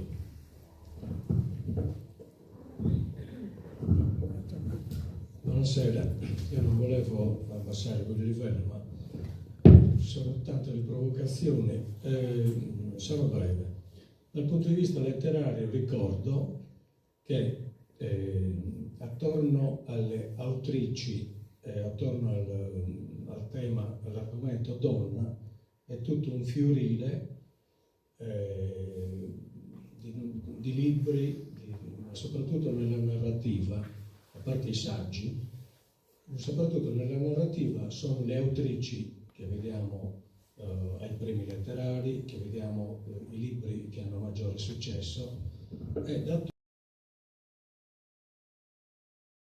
Monne, avete richiamato Grazia Deledda, eccetera, c'è un altro autore maschio che parla al femminile, che è Ciriaco Feddi, che ha una scrittura maccia, però sembra quasi di leggere una donna dal suo intimo. Io non so come faccia a scrivere di donne come se fosse egli stesso una donna nel più profondo dei sentimenti, eccetera.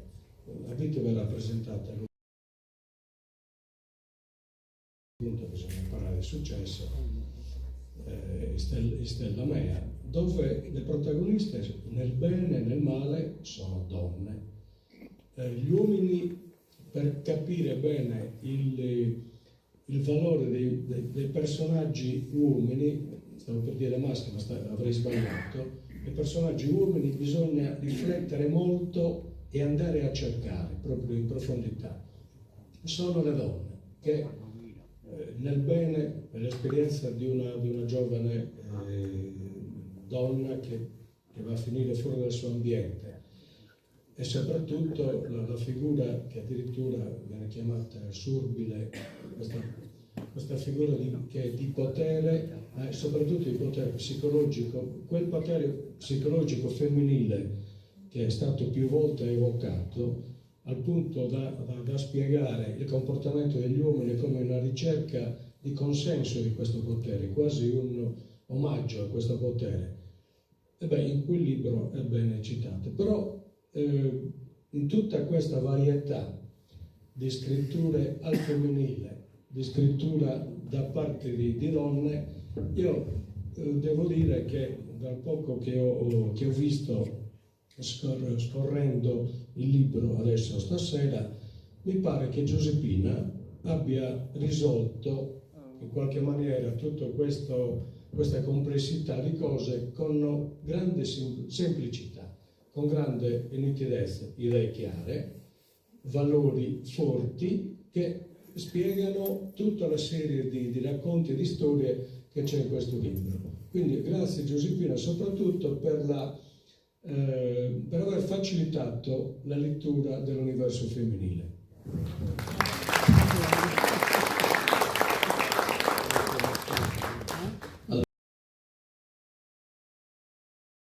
Evento letterario con una lettura da parte di Peppina Pala.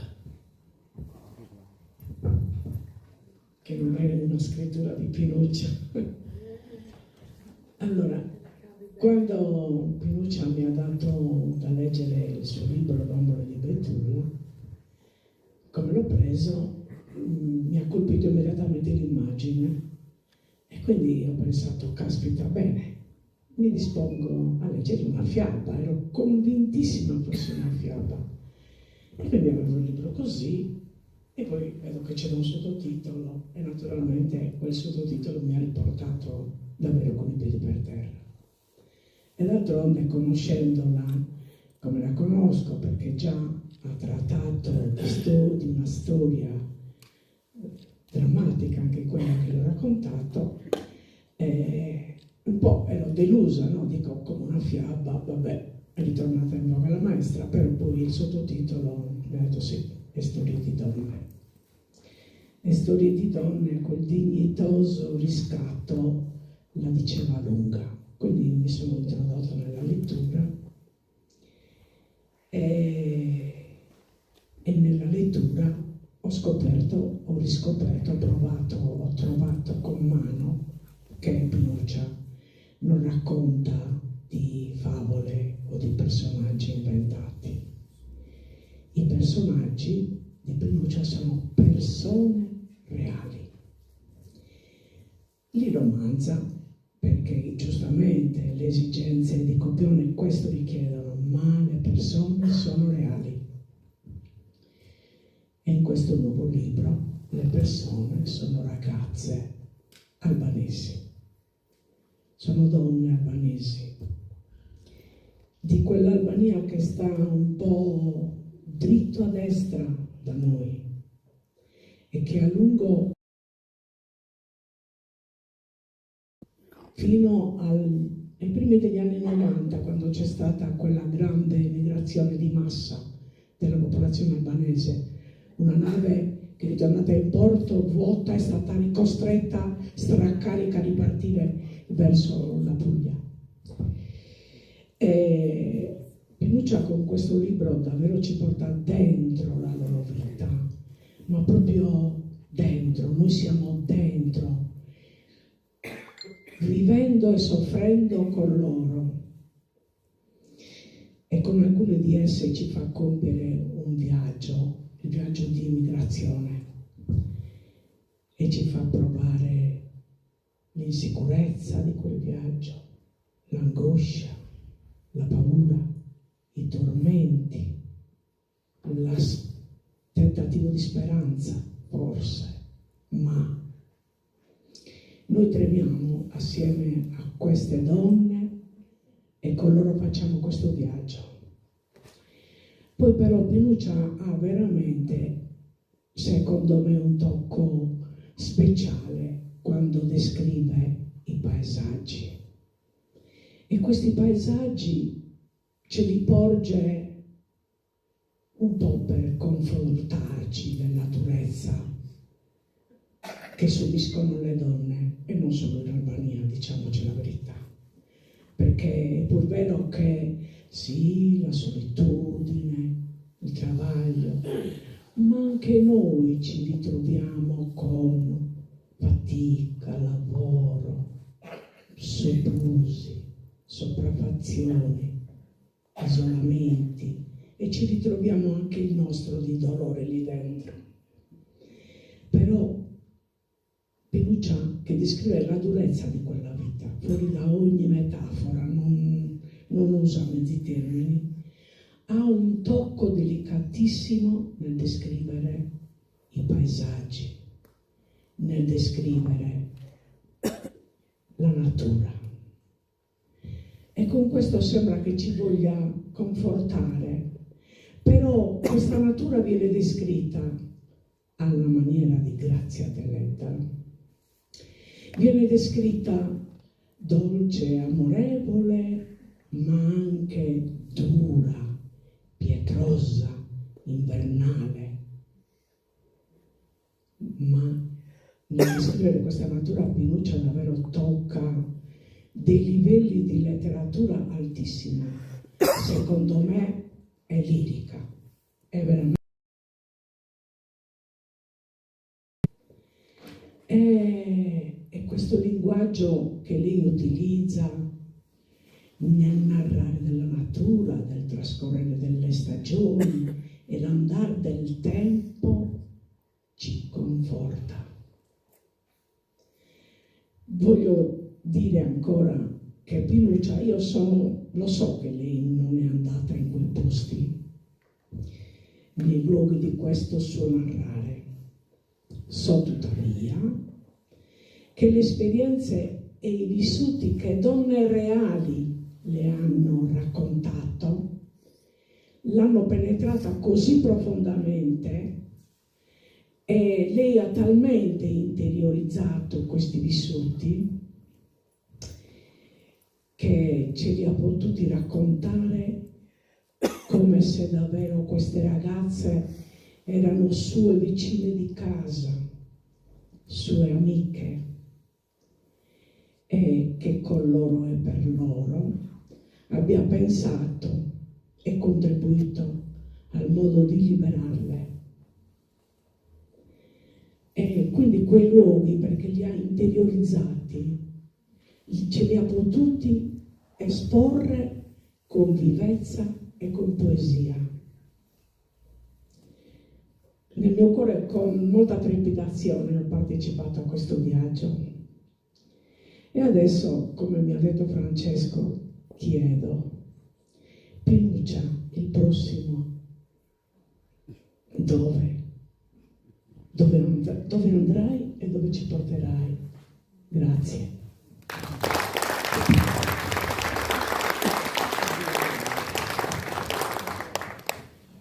Non so se ridere o piangere dalla commozione, da tutte queste, cioè mi pare che stiate parlando di una persona che io non conosco, quindi non lo so, certo mi piace tanto scrivere, come dice Peppina, nel descrivere la natura, descrivere il paesaggio eccetera,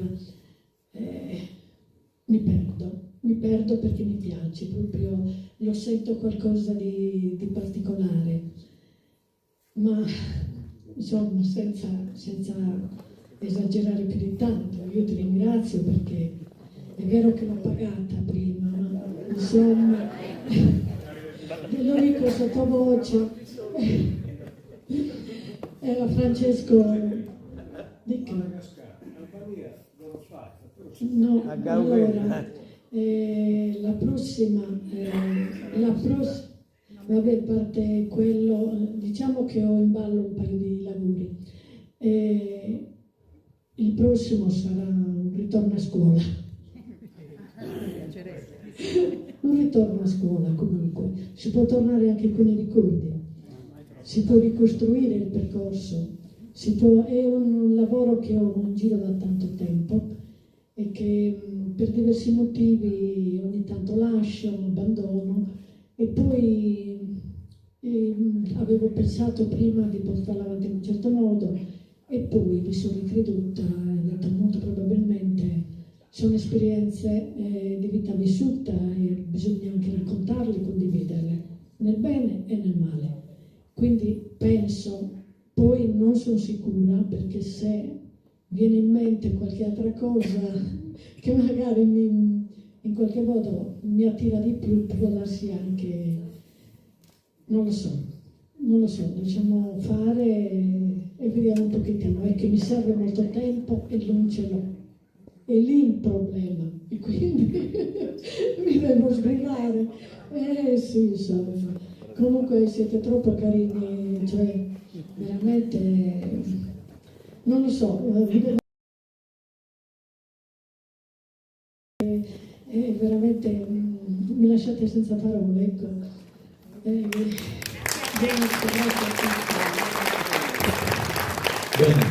allora siamo arrivati proprio alla fine, sì, ovviamente dobbiamo ringraziare Achimus, l'associazione culturale, per aver organizzato questo bell'incontro, l'amministrazione comunale ovviamente, Bizzi TV e Bustiano Composto che ha mandato in onda in diretta il nostro incontro. Sì, siamo in diretta, in Mondovisione. Un ringraziamento veramente a Franca Carboni per le interessanti considerazioni e riflessioni che hanno arricchito moltissimo questo nostro incontro e la presentazione di Bambole di Betulla. Peppina Pala per le letture e per la bellissima, degnissima conclusione di questo bellissimo incontro e poi ovviamente un grazie a Pinuccia Donello, la protagonista di questo nostro pomeriggio. Ringrazio voi perché oggi vado a casa proprio arricchito rispetto a ieri. Un consiglio e una richiesta più che altro a Pinuccia, ma possiamo sperare un libro sugli maschietti prossimamente? Non sarà che non andate via perché c'è un rinfresco offerto dall'autrice, grazie. Bene, questa diretta è finita. Vos salutamos tutti, Bizzi TV, Menzosu a Satelaria.